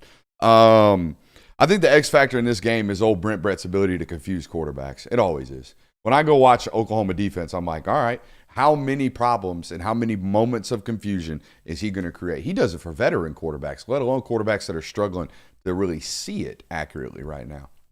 For me, I had Taylor Wayne, the Oklahoma defensive lineman, as the X factor. I'm just going to go with the entire defensive line, though, for them because they're going to have to stop the run. If they do that, they're going to be fine, and if they can get after the quarterback, they're going to be fine as well. So that entire defensive line, they're going to control how this game goes. Me and Jay are on the same wavelength because I have the entire Texas offensive line. They could not run the ball very well, and that's been kind of their Achilles heel, aside from the fact that their quarterback play hasn't been great. If they can get something going in the running game, if they can protect Arch Manning long enough for him to find the right answers or at least make decisions that don't cause losing football, Texas is going to be all right. Unless it doesn't happen, you heard it here first. Arch Manning throws 3 interceptions, and it's the reason they lose. And they can't run the ball. But the main people will take away, the main takeaway for the national audience will be, dang, Arch threw 3 picks, they lost because of it. It'll ultimately be because the quarterbacks continue to be set up for failure out there at Texas in these games because they become one-dimensional, they become very predictable, and they get shut down in the run game. Yeah, unless it doesn't happen, Michael Hawkins starts this game for Oklahoma, but John Mateer enters the game after they're down 10-0 early in this game, and he leads a comeback for the Sooners. You heard it here first, unless it doesn't happen. I love it. That'd be legendary. I've got both teams scoring non-offensive touchdowns in this game, whether it's pick sixes, scooping scores, or kick returns. Both teams are going to get touchdowns, not by way of their offense. Y'all remember last year's Red River where Oklahoma's offense was so bad, Texas's defense was so dominant that on, I think it was 5 of their 6 scoring possessions, Texas had the ball in plus territory to start. I think it's that in the inverse. I think Oklahoma's defense puts Texas's offense in such a bind that Oklahoma has short fields all day long, and they don't have to do a ton offensively. Give me Oklahoma to win this football game 28-17. And you provide that stat, and Texas still didn't score a bunch of points in that game. It was we left watching and thinking Quinn's still not Quinn. Like, people thought it was like, oh my God, Quinn's back. It's like, no, dude, he left a lot of yards on tape, and they dominated because the other offense was so anemic. Yeah, it was I think bad. It could be like that. Not as bad, but in the inverse this year. I think that Oklahoma defense is raw. Prediction? That was it. I got Oklahoma 28-17. I got Oklahoma 20, Texas 17. It's a rock fight. Give me Oklahoma 24, Texas 23. We are all on Oklahoma in a tight fourth quarter football game. You know what? 28-21. Call it that way. 28-20. 2020. That's where I'm set on. It's final prediction. Prediction. Hey. No. We got Super Chubs. Oh, Super Chubs. Look at you. See, doing your job. Let's talk to some Super Chubs right quick. Let's go over here to the fan funding section of this here chat. We got a lot of them tonight. Hello. Is Tyler Norton on the board? If not, he's going to be. No, he needs to be. Hey, Brooks, I met you at Ole Miss last year. I've been wondering 2 things. Why is No Thomas not being force-fed? And did Gabe Harris put on 35 pounds in the offseason because of Chris Cole's upside as a pass rusher? No, I think Gabe Harris put on 30 pounds this offseason because they needed him to play defensive end. He doesn't play jack. Those are 2 different roles. Now, Gabe does play a little bit of both, but Quintavious is the starting jack, and Gabe is the starting defensive end. Gabe is playing the Malik Herring role. Gabe is playing the Michael Williams role. Gabe is playing the defensive end role. The jack role is the 245-pound role. That's what Quintavious Johnson's playing, and he's doing so at about 6'5", 250, right? We think he's about 250, 255? Yeah. What's the roster say on Quintavious? But either way, that's about what's going on right there. So shout out to Tyler Norton. We will put you on the board. Katie Anthony. All right, yeah, Katie Anthony says, I've been watching Film Guy Network for the past 2+ years, and I can't even explain how much I've learned. 255. Ball nowhere. Keep grinding those tapes, boys. Shout out to Katie Anthony, a female listener. Yeah. Hell yeah. We love to see it. Just no limits and bounds on the reach of this here platform. Never. Elliot Hood says, theory, private equity firms see media money and will push schools to cut costs and drop unprofitable sports once they get part of TV/NIL revenue. Yeah, I mean, every private equity firm who's ever bought any asset immediately goes redline cutting. Immediately. It's the first thing they ever do. So you're probably right. They will find the net losers and get rid of them. It's also a reason why, shout out to the government. I know we don't say that very often as Americans lately, but shout out to the government for getting out in front of this and not allowing this type of, for lack of a better term, whoring out of our college football programs. William Gray says, hey guys, you have helped me start becoming a ball knower. Boomer Sooner. Did the Kyron Lacey news get discussed on the show at some point? No, we did not discuss that, just like we did not discuss that under the original reporting, right? Yeah. We kind of, I'm not going to say we stay away from some of those stories, but I'm not going to give you a bold take on that stuff. That's just not, prayers to his family. I hate the way it went down. I hate that the police department did what they did based off the reporting that I've done. It's horrible, and it cost a young man his life, his mental space first. It cost him his mental happiness, and then ultimately cost him his life because it cost him his mental happiness, and that's not okay.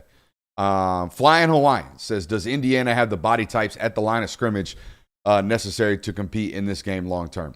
Hey, my man Kadick doing great work and played great ball.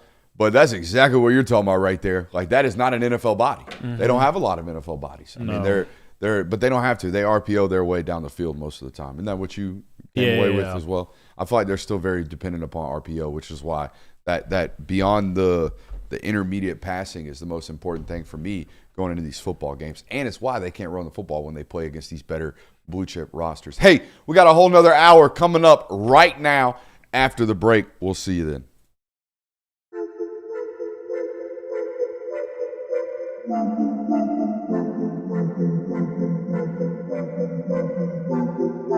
Welcome into Talk the Dog, the show where we find a bone to pick and a take to give. These are not hot takes. These is dog takes. Can I talk that dog?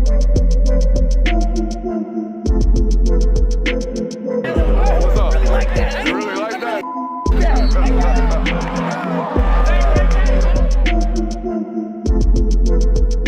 Let's shut up and grind some tape.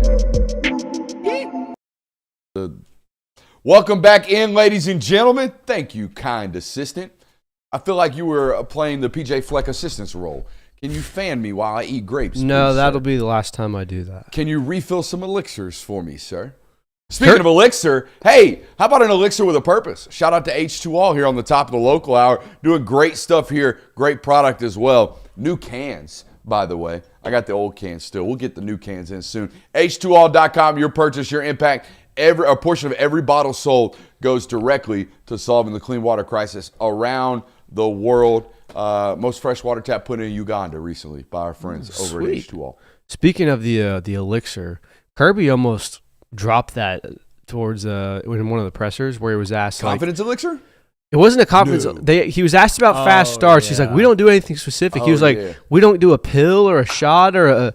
And he wanted to say elixir, but he didn't. But pregame meal, a shot of Henny. Yeah, we don't change the pregame meal. Shot of Henny gets you loose. I don't think Coach Smart's going to say that. Also give you hella heartburn. You know, I wouldn't know. Yeah, it checks out. Not before the game, at least. I mean, Hall of Famers do it. Marshawn a Hall of Famer? He should be. Should be. Awful one play alone. Will be one. Whoa. Maybe. I mean, he had a great career. No, I'm saying, but he's a Hall of Famer because he should be. The just off of one play. It was that great. Fair. We got a loaded local hour. Betting line looking a little fishy right here in this Georgia-Auburn matchup. How to avoid a similar situation to what Georgia experienced when they were on the road back in 2023 out at Jordan-Hare. Is there anything new that Hugh could introduce to this offense from Auburn? We'll talk about it tonight. And, of course, Kirby was at presser availability today. We were a little busy here in the studio preparing for our Paul Feinbaum hit. So we got presser notes on those as well. But, boys, how about that Paul Feinbaum hit, huh? We that was haven't electric. talked about it. You did a great job. Buddy, not a more nerve-wracking hit I've done in probably my professional career. Not because of the content. Obviously, I'm in my zone. I'm doing what I'm doing when I'm up there on the board. But we were flying blind, Kirby. Mm-hmm. We're flying a plane completely blind. And by the way, it's a plane that constantly malfunctions. Yeah. I mean, if you guys listen to this show all the time, you know we constantly got crap going on with regards to audio, digital, video. Like something's always going crazy around here because it's just a 3-man band. And when we do guest hits like that, it's a 2-man band. So completely nerve-wracking from a standpoint of, oh my God, man, like is this going okay? Like, can they hear me? I'm thinking the whole time, I'm just going, waiting for hoping the producer doesn't come in my ear and go, hey, we lost you. Or, hey, we lost the film, or whatever it was. Completely nerve-wracking from that standpoint. But other than that, easiest hit I've ever done on Feinbaum. Easiest hit on Feinbaum. Because Feinbaum, I've always told people, he is the most free-range point guard that there's ever been with regards to hosting. When you go on a Feinbaum show, you have no idea what you're about to do. But for the first time ever, I was going into an 11-minute segment window knowing that I had 9 minutes of it, and I was going to hold the ball. That was comforting. But other than that, a complete nerve wreck. A complete nerve wreck. And we get to do it every week. Yeah, so now it maybe won't be as nerve-wracking. You already got your feet wet a little bit? Yeah, so we're good there. It was good. Did you like it? Oh, I loved it. I thought you did a great job. I wonder if the other folks liked it. They seem to. I think the reviews have been great so far. Yeah. What'd you think, Curb? I thought it was good. Yeah. Maybe we toss it to you next time, get you a little airtime. That'd be fine. I mean, it's not my segment, so. Huh? He said it'd be fine if you did. I mean, it'd be cool. It'd be cool, I guess. You know. I mean, how about you slingshot me in for a win one time? Well, Ain't no wrong with silver. But if I did, how would I win? Yeah, how would I win? Oh, you're right. You're right, man. Nothing wrong with silver. Yeah, bottle it up. Never bring it up again. Hey, this betting line's looking hella fishy. Oh, I don't like it. It's looking hella fishy. Go ahead and talk about this. So, I mean, if you don't pay attention to betting lines at all, Georgia started as a 7-point favorite in this game. It got knocked. It opened as a 7-point favorite. I don't think it did. In some lines, it did. Okay, I saw it first at 4.5 this week. Very quickly went down to 4.5, and it's now at 3.5. So typically when you see lines go in another team's favor, it indicates that a lot of people think Auburn will either cover or win. Now, obviously, Georgia can win the game by 2 points, and Auburn would still cover, but it's not a great indication, and it doesn't give you a lot of confidence. Now, I was just doing a little bit of research on both teams. I was writing an article this morning. So I was kind of checking in on, what does Auburn's stats look like so far this season? What is Georgia's? And I think the explanation as to why Vegas thinks that this is going to be a close game. Number one, it's at Auburn. So any road game in the conference, you hear Kirby Smart say this all the time you travel on the road in this conference. It's hard to win on the road. And it sounds like coach speak from him, but I think we're seeing it now really in this conference. I mean, Texas just went to Florida and they lost. So I think you're seeing in this conference it comes to fruition. It's hard to win on the road, especially now we've kind of seen leveling of the playing field a little bit. But I think it's because Auburn's defense is really good at stopping what Georgia is really good at, or at least what they've been good at so far. Georgia has been able to run the ball at will this year. They have been really successful at it. They've been very consistent at it as well, something that has been missing from this team. And Auburn's defense is really good at stopping the run. I think that they're top 30 in the country, if I remember correctly, at stopping the run, while Georgia's top 30 in rushing offense so far this year. I think Auburn's only allowing like 88 rushing yards per game so far this year, while Georgia's rushing for like 208. So I think they're kind of betting on Georgia not having their typical day on the ground, which in return is probably going to put a little bit more weight on Gunnar Stockton's shoulders on the passing game as well. And that's something that Georgia's kind of getting up to speed. And that's not something that you want to be really testing and putting it all the way to the max against on the road. That's not the situation that you want to be in. So I think that's why they think this game is going to be so close. I think it's twofold, right? First and foremost, Auburn's played two coverable football games on the road in hostile environments with anemic offenses, in the sense that there's no way in hell it looks any worse at home. It has to improve. So for that theory alone, and look, these are top 10 football programs that they've one score coverable again, right? Like, so you shouldn't expect at home that they've been beaten by 6 points in the a combined 12 points over the last two football games, something like that. Yep. Like, you shouldn't expect Vegas to think that you're going to blow this football team out first and foremost. I think that's the thing. The other thing is maybe Vegas subscribes to our RPO check with me offenses at home versus away. Yeah, maybe. Maybe they subscribe to this. Maybe they know something about Monroe Freeling's availability. Maybe. I don't. By the way, I know nothing about Monroe Freeling's availability. Everything I know about Georgia football program history tells me he's going to be, quote, break glass in case of emergencies. Yeah. That's what it always is. Unless this were, the national championship, normally they err on the side of caution this early in the season. Also, how much worse could Auburn play offensively? It can't get much worse. They're 1 for 23 on third down in SEC play right now. Now, I think that Chad is pointing out something that I was going to point out as well. I think that Auburn has been really successful stopping the run. They're a good defense, so I want to preface this by saying that first. That's my other point. I think Vegas is expecting a defensive battle. Yeah, and I think that's exactly what the expectation. It's 46.5, or maybe it shrunk even more. It was 46.5 when I checked. So yeah, it's going to be a low scoring game, but Texas A&M was able to run the ball on this defense, and of the other teams Auburn has faced, it was Oklahoma, whose run game is basically John Mateer and maybe just picking up 3 or a couple of yards every now and then with Jay Knott, and then Baylor, who it's chunk it. That's what we want to do for the entire game. Wasn't Oklahoma down like 4 linemen in that football game? Mm-hmm. Yeah, they were down a lot of offensive linemen. So as great as they have been against the run, Texas A&M rushed for over 200 yards against them, so you can get a run game going against them. So if that happens, then Georgia is going to be in a better position. But just kind of going off of what I think the expectation is going to be here. Better run game, A&M or Georgia? I think it's more A&M's way more dynamic because I think Marcel Reed's a more dynamic. Yours is runner. more lean on you consistently. Yeah. I think so. Georgia's more of a power running game. Yeah, much more of a power run game. Get downhill, stick it in your throat. Hey, yo. Whoa. Downhill. Real punch heavy. Power football. Where are we at? Just talking about the betting line. Yeah. How do you avoid a similar situation to what happened in 2023? Right? You go out there, first road start for Carson Beck. You got Ladd McConkey, Brock Bowers, one of the 8 football games in their career with Carson Beck that you have them both on the football field, and you go out and I think you score 20 points. Right? 27. Correct? 27 points. 20 for most of that football game. Correct. Slobber knocker type of environment out there. First and foremost, how do you avoid this? Get the hell off the field defensively.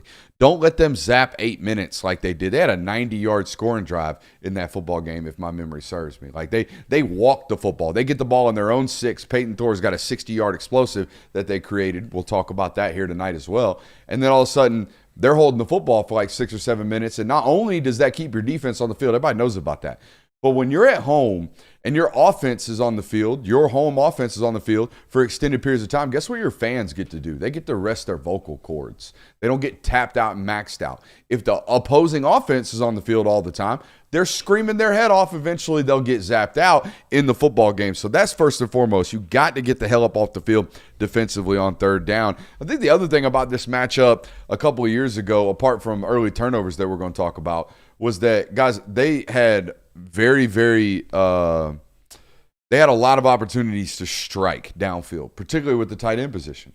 I think Carson Beck overthrows Oscar Delp down the sideline in this football game. Yep. And then Carson Beck misses and Oscar kind of fails to adjust to a route down the middle of the field in this football game. There's 2 60-yard chunks right there early on in this road start for them 2 years ago, and I think that's what caused them problems. But really, what caused you problems is a great individual play from the safety in that football game, the first interception, I think the only interception for Carson in that game, and then an inexplicable, don't think it happened the rest of his career, Dejon Edwards fumble.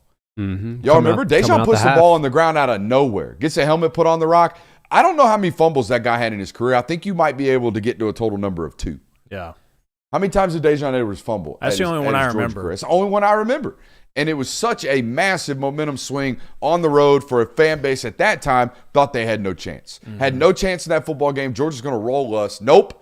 First quarter immediately, oh my God, we've got life, and you could feel it in the stadium. Yeah, and me and Jay did a deep dive on this statistically, and dare I say that this game kind of had some similarities to what happened with Georgia and Alabama in Athens, where Georgia ran the ball down Alabama. Sorry, Auburn outrushed Georgia in this game by 100 yards.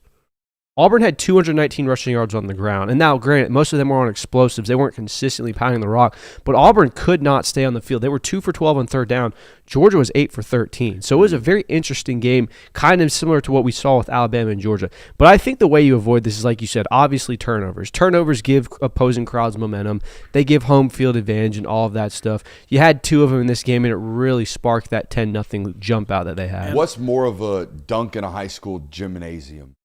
Immediate turnover for your defense, like an incredible pick or like a strip sack fumble, or a 60-yard explosive touchdown? 60-yard explosive touchdown. Yeah. Because you're starting it with the offense. The crowd's already loud now. Defense goes and out now there. your defense is out there, and they know, like, rock. if we get a stop here. It's a great point. Great start. I think it's also worth noting, like you were talking about the rushing statistics from that 2023 game. Georgia's running back room was Dejon Edwards, and your second leading rusher in that game was Dylan Bell, who had 4 carries. The running banged up. The running back room was banged up. Like, this was Cash Jones was getting carries in this game. Brock Bowers got a carry in this game. Like, I remember you were that. having to do so much to create a run game in this one, as Georgia was. So different situation heading into this one on the road, because you're healthy there, and you got reliable options that you've been using this year. I think another very important aspect of it, and it might not necessarily be the same issue that you have this game, but it very well could rear its ugly head. Stopping quarterback run. We all know what Peyton Thorne did, but I think we forget that Robbie Ashford came in that game and had like 4 really explosive runs towards the back end of the first half that really extended drives for Auburn and created some problems for Georgia. So being able to limit offensive or quarterback run in this game, I would assume that Kirby Smart and his staff are going to be a little bit more prepared for it this go-around. Got to be more prepared for it, which I guess takes us into our next segment, which is there anything that Hugh Freeze over this bye week and this week of practice leading up to Georgia, is there anything that he can do offensively to kind of catch these guys off guard? And what it was, 2 years ago in this home matchup or this road matchup for Georgia was that Peyton Thorne run. And how did they do it? Well, they hopped into 13 personnel, did Auburn, and they ran the quarterback for the first time really all year at that point. Peyton Thorne had not been the runner. You mentioned it. They had my man Robbie Ashford would come in there and do all their quarterback design run, all the stuff that they're doing right now with Jackson Arnold, they were doing with Robbie Ashford, and then subbing in Peyton Thorne to actually play quarterback and do the other RPO stuff that Hugh makes these quarterbacks do. So I don't know what they ultimately can do. I think you can definitely do some traditional run schemes. I mean, he's been talking to the media about constantly, ultimately coming to the microphone and saying, hey, we only had 8 runs for the running backs this week. We got to start running the football more. No, Coach, you need to start tagging more automatic gives. That's what you need to do. We know your system's built off RPOs, and I know based off what I've seen from the last 2 opponents in SEC play, they're forcing Jackson Arnold to pull the football. They're giving him pull reads every single down. So you need to tag that with automatic gives, and you need to take that option off of him and just automatically run the ball into crowded boxes, even if you have to. Even if you have to be, stubborn about it, you're going to have to go about doing that. I think that I don't have a specific play or a specific scheme, but I think Hugh Freeze is going to try to put this secondary in conflict a lot. I think it's fair to say that through this point in the season, we've seen a lot of eye discipline, more so than ever on a typical Georgia defense. That's what I would do if I'm Hugh Freeze. I'm pulling out all the stops in this, by the way. You heard it here first. I can tell you right now. You want to talk about what their explosive natures are, what they're going to take the top off? Slot seams, slot fades. Every time Hugh plays Georgia, he tries to get the nickel. You're going to see that, and you're going to see Cam Coleman bombs, unless you bracket him, which is what I would do. I would bracket Cam Coleman and say, all right, Hugh, what are you going to do today? Because the only way they've really beaten football teams this year, good football teams, is the Baylor. There's their one key win. That was running the hell up out of the quarterback. Arnold ran for days. And guys, that's what they did against South Alabama. South Alabama was jet sweeps to Eric Singleton and bombs to Cam Coleman. And then guess what Oklahoma did? They bracketed Cam Coleman. No offense the rest of the game. A&M bracketed him the whole football game. No offense. Couldn't figure it out. So my biggest question about Hugh is what are you going to do, man?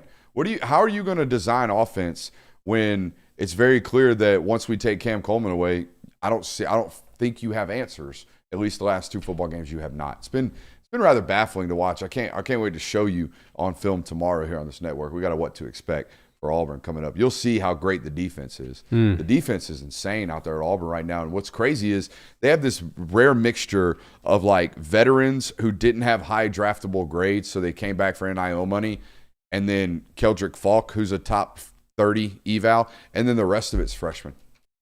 The rest of it is football players that no way you can fire your head football coach because that roster is getting pillaged. Absolutely pillaged. They have so many great young defensive players right now playing meaningful, dominant snaps as young players. It's impressive. DJ Durkin, I think, is doing a great job. I mean, he don't need my flowers. He's got his salary to let him know that he's one of the best in the sport. No, I mean, the highest paid defensive coordinator in the sport.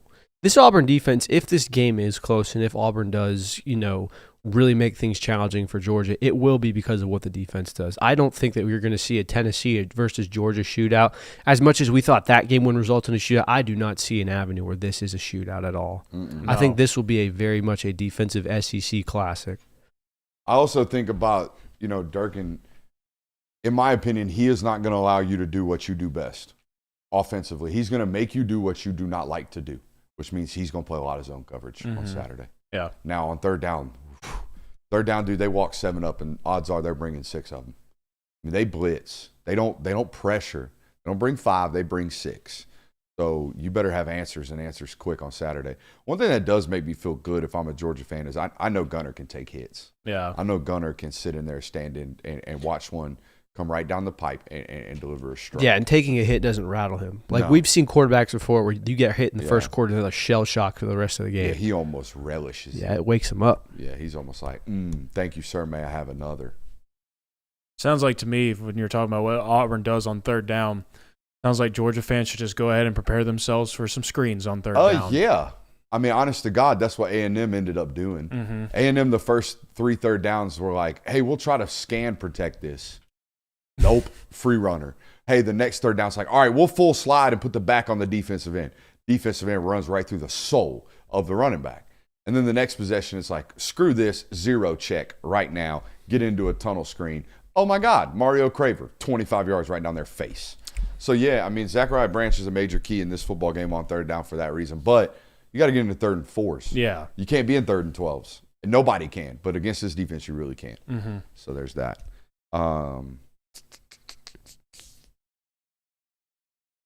Presser notes? Yeah, we had a presser today. How'd this go? It was players only, actually. So we got Justin Williams and we got Lawson Were Lucky. they nice and cautious of your time? I don't know why I'm doing Farmer Fran. Were they cautious of your time? Yeah, they were. We actually started off early. I think Lawson had a class, so he got there a little bit late. But other than that, very efficient, very smooth press conference. First one that happened was Justin Williams. He was the first player.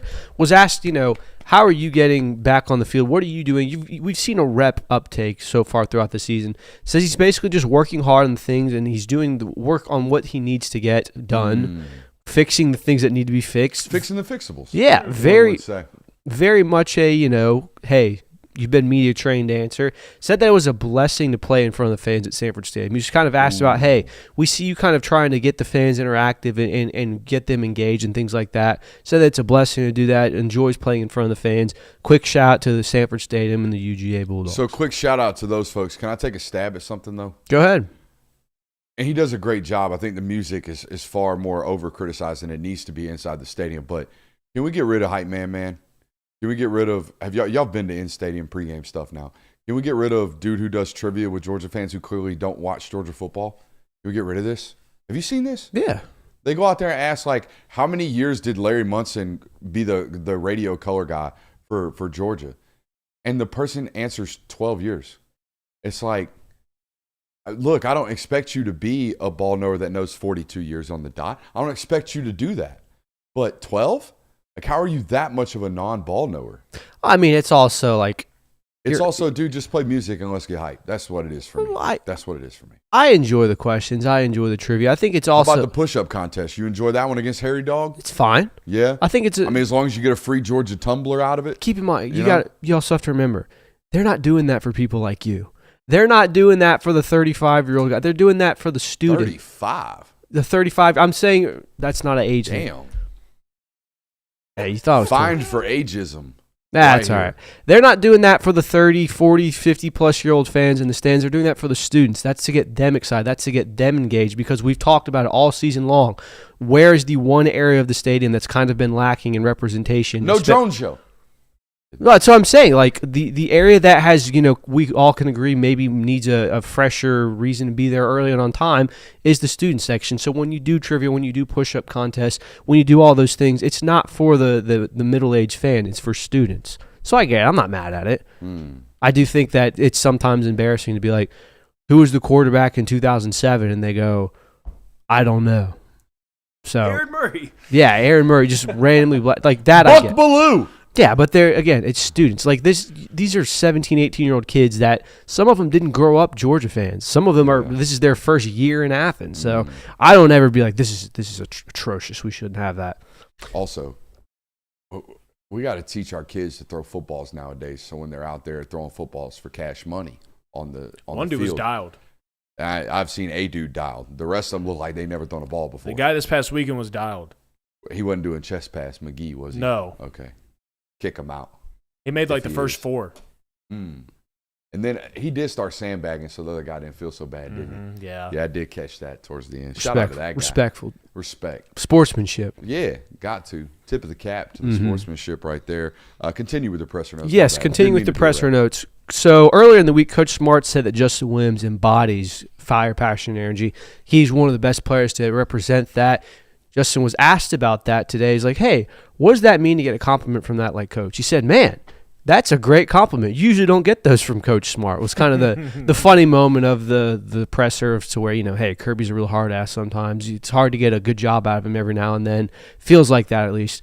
Talked about how he gets his positivity, his smile from his mom. She's always been encouraging of him to do so. Was asked about, hey, what do you know about this Auburn-Georgia rivalry? You're a Texas kid, maybe didn't necessarily grow up a Georgia fan. What do you know about this? He said he's excited to play in the environment.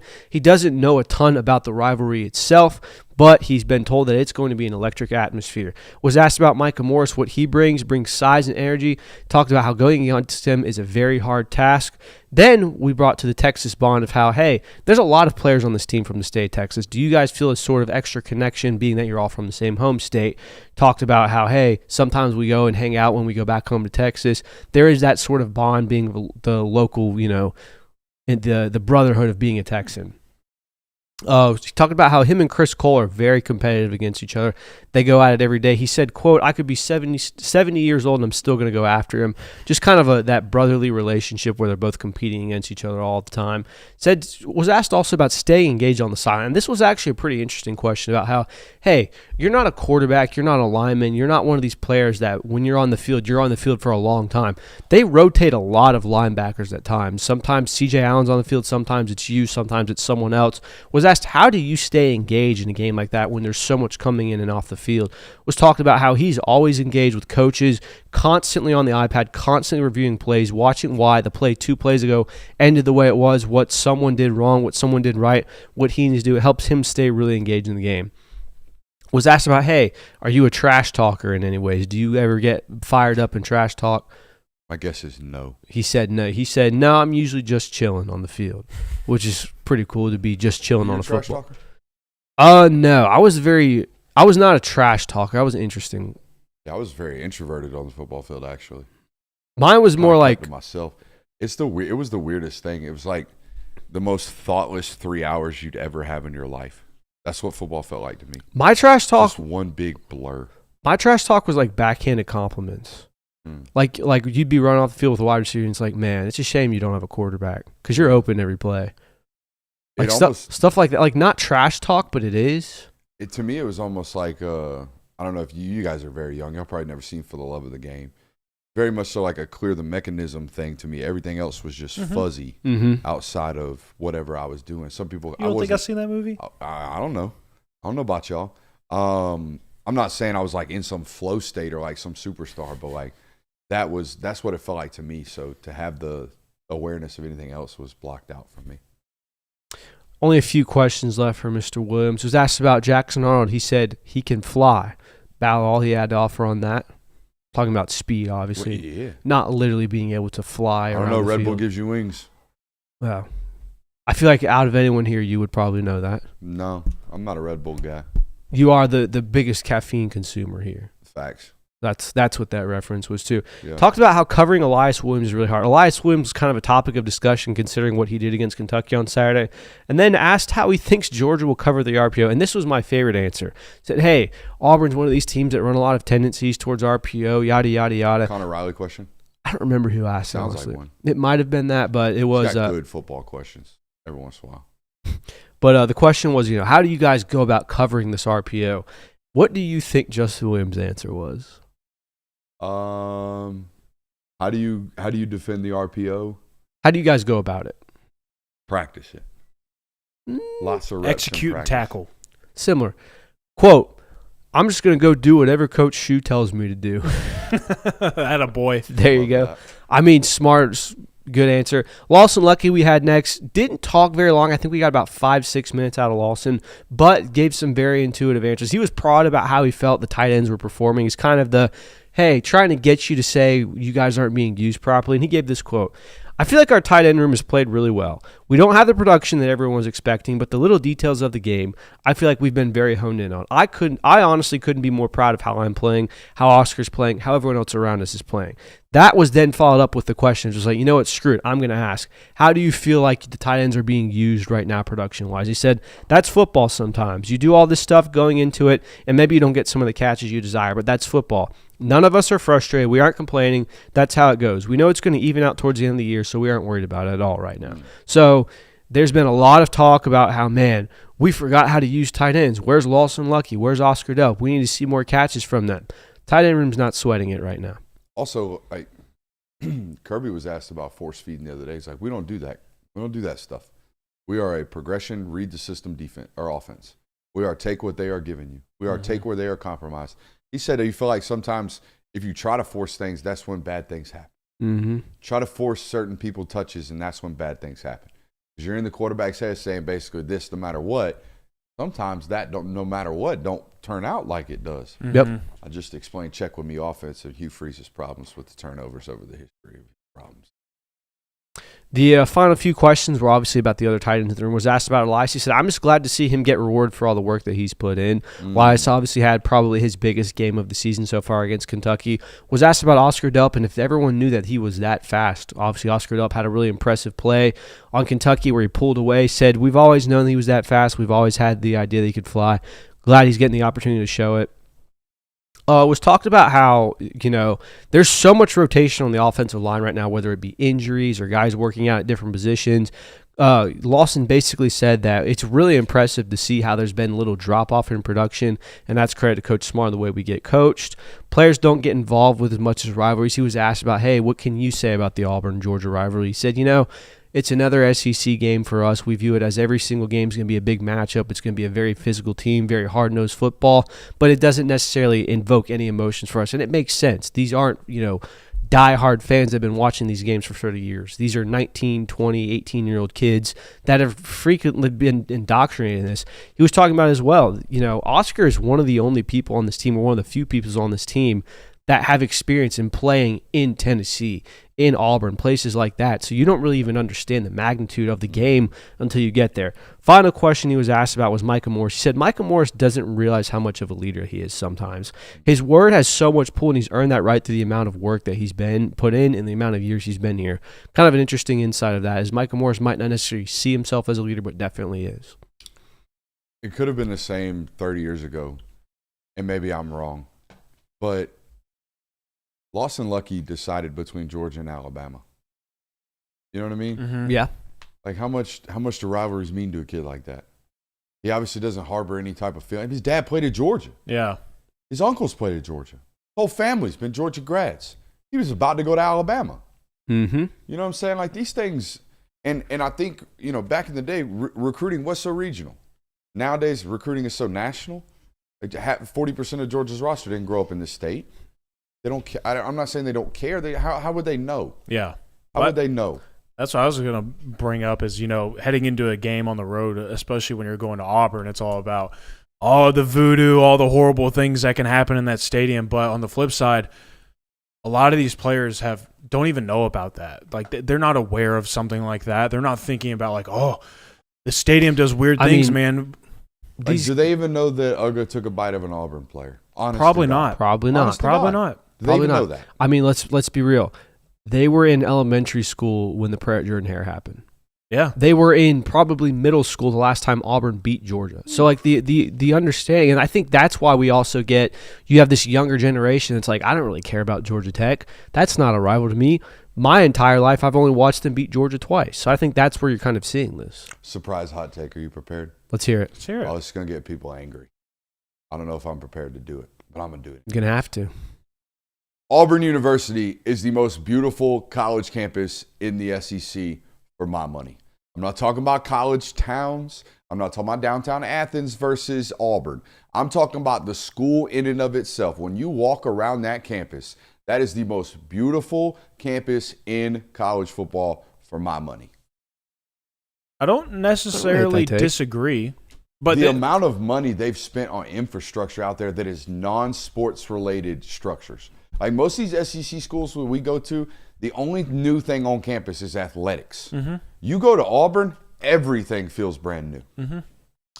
The bricks look new in all the buildings. Yeah. This is coming from somebody that has only visited Kentucky, Vanderbilt, Tennessee, and Auburn. Those are the only opposing stadiums in the SEC that I've gotten to see thus far. Certainly we'll check some more off the box. I hope so. So based on that, based on my own research, I would agree with you. And that's coming from somebody that went to the University of Georgia, spent a lot of time in Athens. I think Athens is a great city. It's a great college town. And I think there are beautiful parts of it. But, I mean, like, I'm sure Florida has a beautiful campus. Dude, I just have never been there. Athens and Clark County, way prettier, way more of a time. Would rather live there than Opelika and Auburn. Okay? That's not what I'm arguing. I'm talking about the on-campus buildings, everything that is the campus. The student clears. facilities. The student facilities. Yeah, I would agree with Auburn that. clears. The buildings in and of itself are fantastic to look at. Yeah, I mean, it's a great campus. Very, very pretty campus. Oh, and I've been to Tuscaloosa. PZ brought it. I've been to Alabama. I was there last year. Again, very similar to Athens. Tuscaloosa is a great town. It is a great college football town. But as far as like the campus goes, I wouldn't really put it up there with Auburn. But Tuscaloosa puts a great show on for football games. Mundangerous brings up a great point.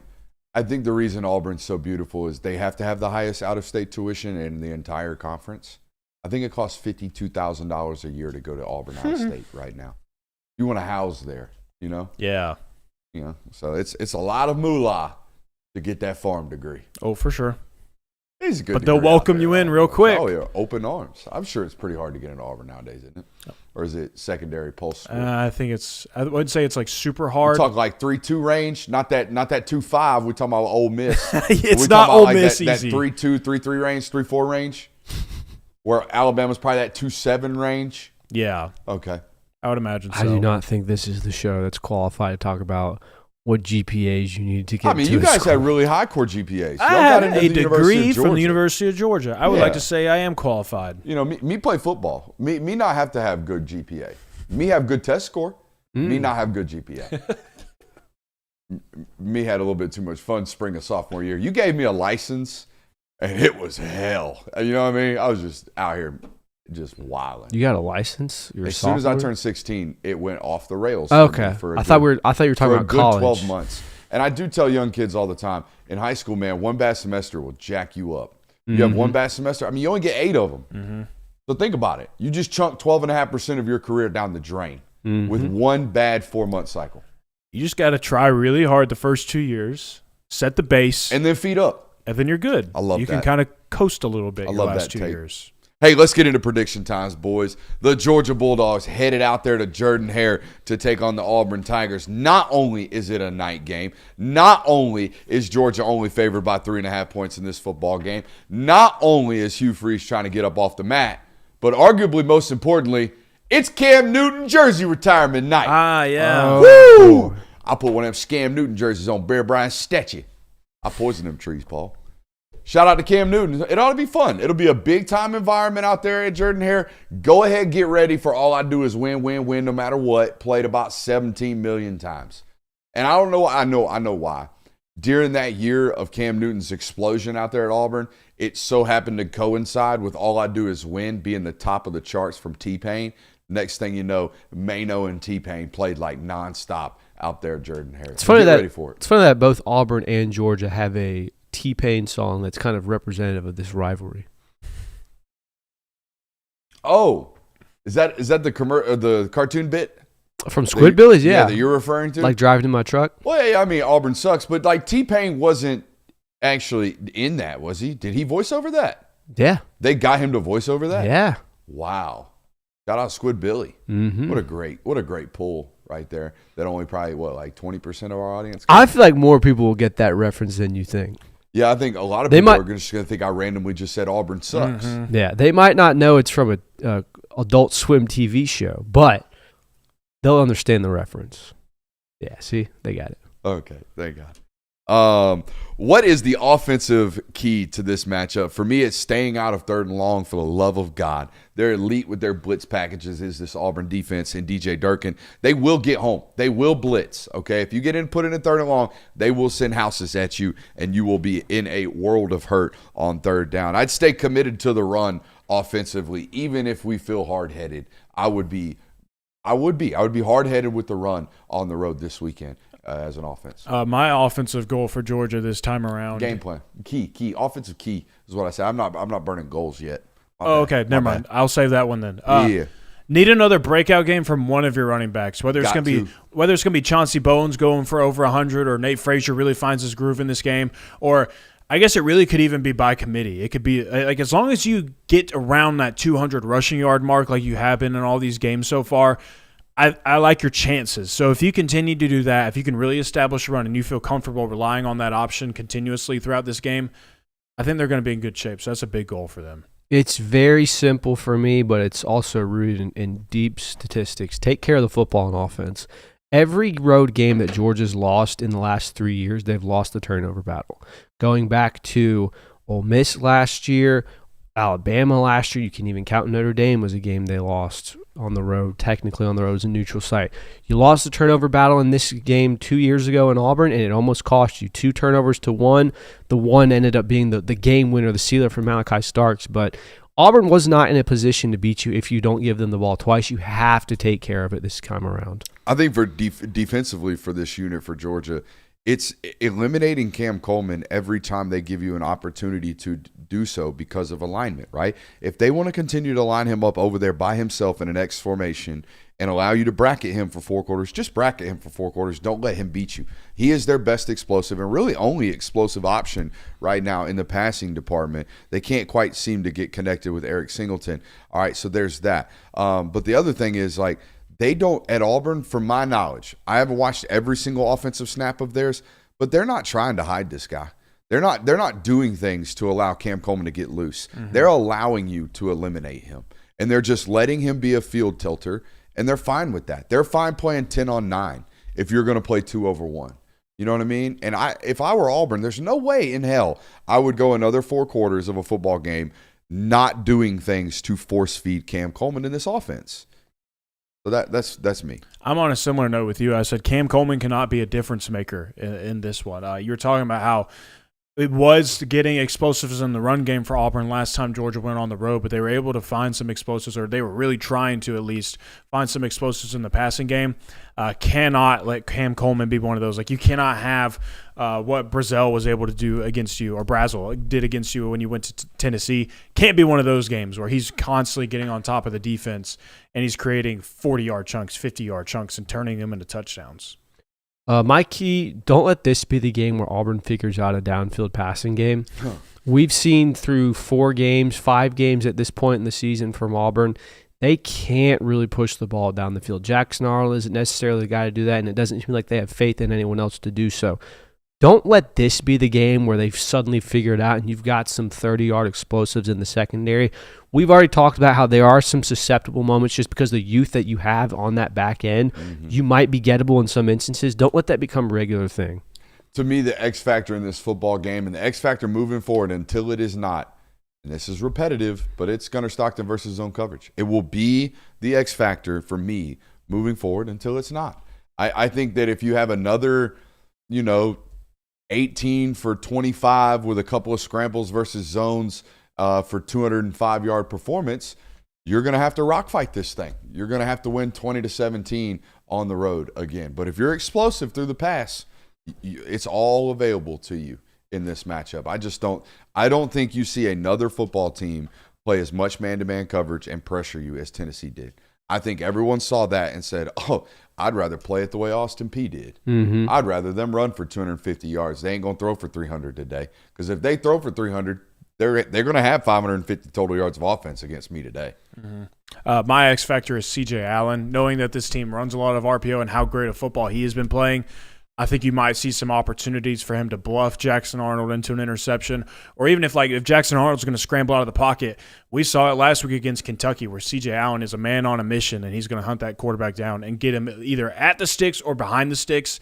So I think C.J. Allen is going to be a major player in this game. I went Zachariah Branch. There's going to be a lot of you have to win now. You have to get some plus ones in this. I feel like we talked about it.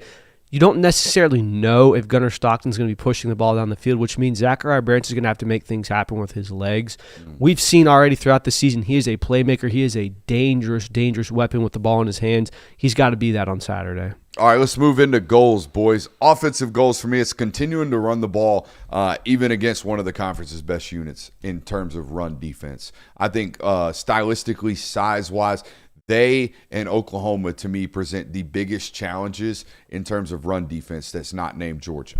All right, they are really, really good and scheme fit in those run games. They got big, big physical bodies, as they always will, man. Like, I believe that LSU or the state of Louisiana produces elite weapons, right? Elite skilled players, wide receivers, corners, safeties, stuff like that, running backs. I think the state of Florida produces those great skills as well. I think the state of Georgia produces great offensive linemen. I think the state of Alabama produces elite defensive line players, elite. And their whole roster's filled with them, whether it's the young kids and Jared Smith, whether it's the kids they picked up from Enterprise, whether it's the kids that they picked up from the Birmingham area. They have a lot of really, really big physical run defenders. If you can go out there and run the ball at will against that unit on the road, I think it's smooth operations moving forward. Like, you're going to get Texas at home. That's going to be a tough matchup. But I think you can pretty much run the ball against anybody if you go out there on the road and run it at will against Auburn. My offensive goal is win the inner 30 minutes of this game. From the second quarter until the end of the third quarter, if that's when your offense is able to catch some fire, if that's their biggest part of the game, where you outscore Auburn like 14-3 or 17-7 at that portion in the game, I think that'd be a big difference maker. Bro said, "The hell with the middle 8. I need the middle dominate 30. the middle 30. Yeah. I need you to dominate the middle 30." Well, that was a big reason why Auburn was able to stay in this game last time you went on the road in 2023. Auburn was winning that. They won to close the first half. They won those moments. And then to open it up, they got a turnover right off the rip from you. So win those moments. Like, don't let them get momentum in those crucial situations, because I think that if you're able to gain momentum right before halftime, if you're able to get momentum right out of going into the second half, that's massive for a home team. So if Georgia's offense can win the inner 30, I think they'll be all right. Hell yeah. Yeah, Love my an inner 30 dub. My offensive goal for this is again, it's pretty simple, but it's very impactful. Try to be 50% or more on third down, which doesn't seem like a ton, but if you can A smooth 7 of 15. Yeah, if you can stay on the field that many times and continue drives, it takes the wind out of crowd sales. Georgia fans know this better than anyone. Alabama opened that game 9 for 9, and the crowd was kind of stunned and just like, man, we got to be loud and cheer and yell again. If Auburn goes through the same thing, I think this team folds much quicker than Georgia did in Sanford. I thought the operation was really, really smooth on the road at Tennessee, right? Got huddled up a good bit, gave him 2 play calls in his headset, called 2 plays in the huddle, got to the line of scrimmage, allowed the quarterback to make a decision. Are we like we can do this, or are we going to have to can the play and get out of here and get into an option? I thought based off what Kirby said as well after the game, Gunnar made every right decision in that football game from a we gave you 2 play standpoint. I would imagine the operation is very similar on the road this weekend. Get him out there, give him 2 plays in the huddle, whether it be a run or a pass, and get out there and get him confident to start the football game. No false starts on the road against Tennessee. I don't know if they can continue that this week, but you would imagine if they will, it'll be a tremendous advantage for them. Mm-hmm. And it should be a goal for them going into this, right? Be a clean operation. Only had 3 penalties last time you went to Auburn. Yeah, that's big time. Defensive goals. Get off the field on third down. You talked about it, right? Guys, they're atrocious on third down is Auburn. 1 of 23. 1 for 23 in conference play on third down so far this season. You can't get up off the field this weekend.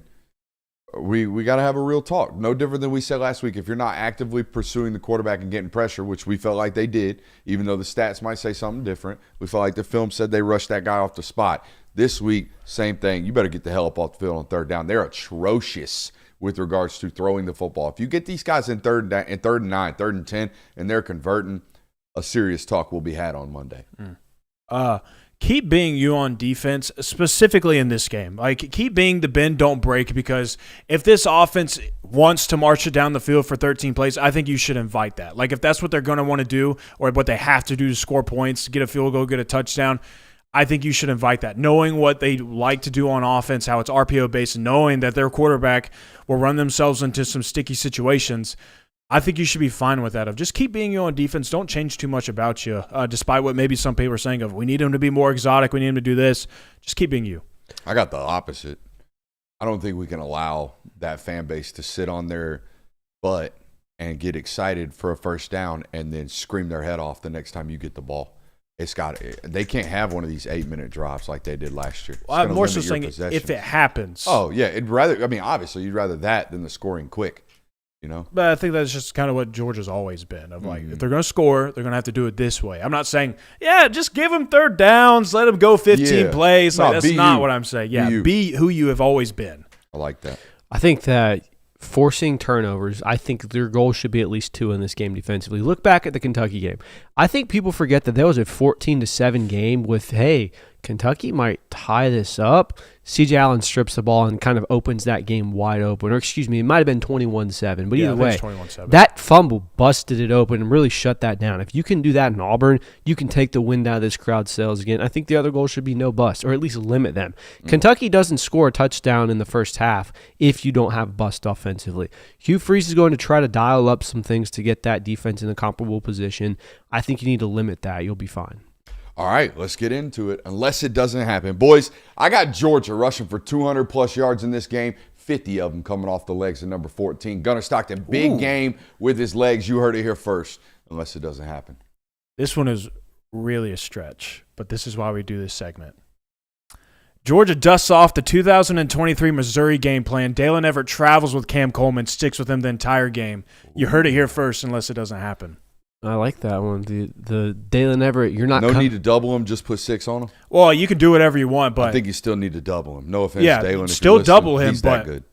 The corner that is going to be on their best wide receiver is going to be our best corner, because if we can shut that down, odds are we're probably going to have a good day, and 6 is your best chance. They play with a lot of pace. I don't think they flip-flop him very often. Yeah, it seems to be the same side of the offense for the most part. Yeah, so it's not even really a travel. Just put him on the field side or wherever he's at. Yeah. I think we have got a defensive clash brewing on Saturday. I'm going with this. I'm going to say at the halfway mark, halftime, neither team has scored 10 points. You heard it here first, unless it doesn't happen. Oh, boy. I got an absolute rock fight. Georgia coming out on top. Give me the Dogs 20-16 on the road. An absolute grind fest right here for 4 quarters. A clincher. Goosies for 4. I got Georgia 30, Auburn 20, but it's going to feel a lot closer than a 10-point win. I think it's going to be kind of in the waning minutes of this game. Georgia kicks a field goal to make it a 2-score game, but I think it's going to be really, really close. I just want everyone to remember. I want everyone to come in close. Huddle up, fam. This dude over here with the mustache picked Auburn to win this football game preseason, and that was a lot of ugly-ass offense ago from Auburn. Yeah, it was. You sticking to guns there, Kirby? So, yeah, if you're new to the show, we did a preseason picking where we went down each game and picked Auburn certain fan ones. Here, wiggle. Oh, boy. I picked Auburn to win this game for one of the many reasons of, one, Georgia has historically long streaks against numerous opponents. You've already seen one streak end, 33 games at home. That's out the window now. I said that I don't know how all of those streaks last this season. You've already seen one survive against Tennessee. That's great. You almost saw it end. I still don't know if you're going to get those streaks to happen. That was also before we saw how putrid Auburn's offense was. That was also before they lost to Alabama, Georgia did, because like I said, I figured Georgia would beat Alabama and Auburn would be the letdown spot. So there's all these things leading up to it that make me go, okay, Georgia will be fine in this. And then that damn betting line came out at 3.5. I think we all can agree that Georgia on paper is at least 10 points better than Auburn. Dang. Vegas knows something, and I feel like if there's going to be a game where the streak ends, it's this one. You can call me AJC Kirby you want. You can say I'm a Georgia or I'm an Auburn fan. You can do all these things, but look, I would be doing a disservice to you, the viewer, if I was not completely and fully honest with you. And I feel like Auburn wins this game 27-21.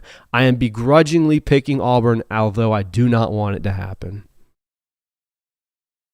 What do you say, Jonathan? I mean, this is your co-host.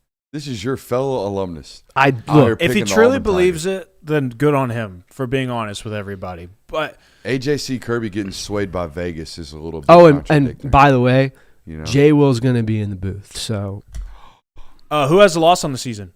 Who has the most recent loss? Oh, it's the me. East Lake Polo. Yeah, the East Lake Polo. Oh, the East Lake Polo's the bad luck too? Retired. I mean, you can't take an L like that and wear it again, even though I wore it this weekend against Kentucky. But, hey, it doesn't matter, East Lake Polo getting retired. Last time I was at a game that Georgia lost was the Ole Miss game. You've been at the most recent 2 losses of this this is true. program. There might be a Kirby Check his curse bag. going. Is there toilet paper in there? Ooh, there might be. You know what? You rolling TP on me, Kirby? No, never that, dude. I'll just say, though, you lose this one this weekend. This isn't the one that you – this can't be the one. It I'm just cannot putting be. it that way. And I hope I'm wrong. And if I am, I'll happily come in on Monday. Everyone laugh at me and say how wrong I was. But Yeah, this guy really takes being right graciously, by the way. This guy. He doesn't take victory laps at all. He doesn't take victory laps at all when he's right. He comes in here and he's all nice and humble about how he was right. I take the victory laps when they're 4 months in the making what are you guys doing? Clemson's not that good. And being told, bro, what are you talking about?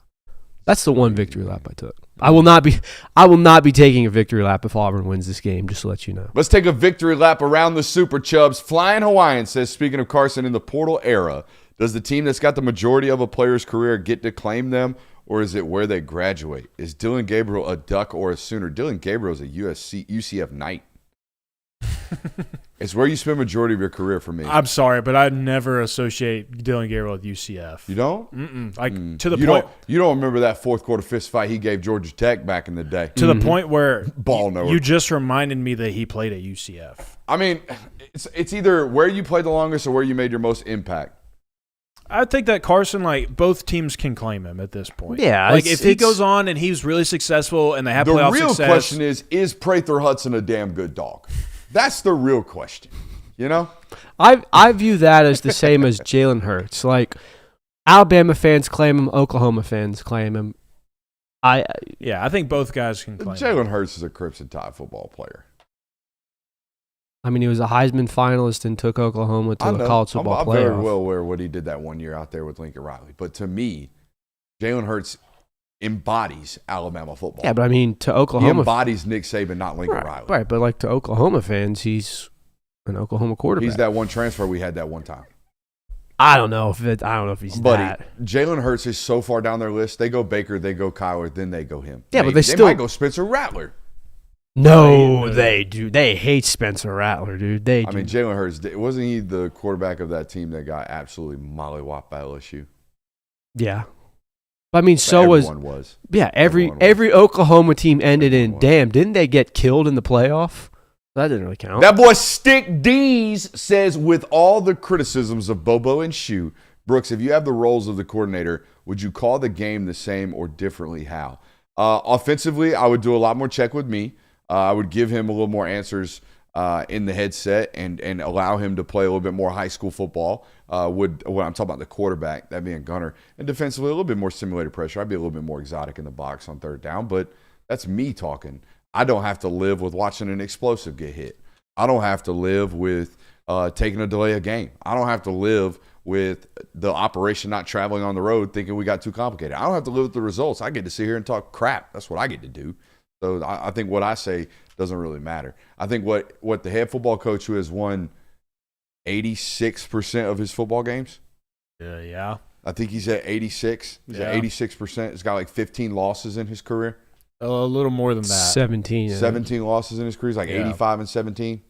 I think I'll ride with that guy. I think he knows a little bit more about ball than I do. Mm-hmm. He certainly knows a lot of it. And that's the other thing about questioning defensive coordinator. Guys, the The defensive coordinator is your head football coach. He don't call the plays on Saturday, but he's the DC. What y'all are doing principle-wise, what your identity is as a defense, it is because of who your head coach is. So this idea that y'all going to come in and all of a sudden be like a totally revamped defense, I think it's just goofy. I think it's just not going to happen. Everybody says we need to get Muschamp back, right? You know what Muschamp is most – if you know anything, like if you actually had conversations with football people in the building, you would know the answer to this question. Do you know what Will Muschamp was most accredited for when he came back to Georgia? Simplifying the defense. Oh. That's what they give him most credit for. He came in from South Carolina and was like, hey, coach, by the way, just letting you know, you got better football players than anybody else in the world. Why don't you just line up and play ball? Why don't you simplify the calls? If you want to get like extra, exotic, let the players themselves do that. Free Nolan Smith up to ad-lib when he wants to. But other than that, be vanilla, baby. You got the best football players in the world. The exotic guy was Dan Lanning. And they've simplified since. And, some people will say it's to the detriment of their football team.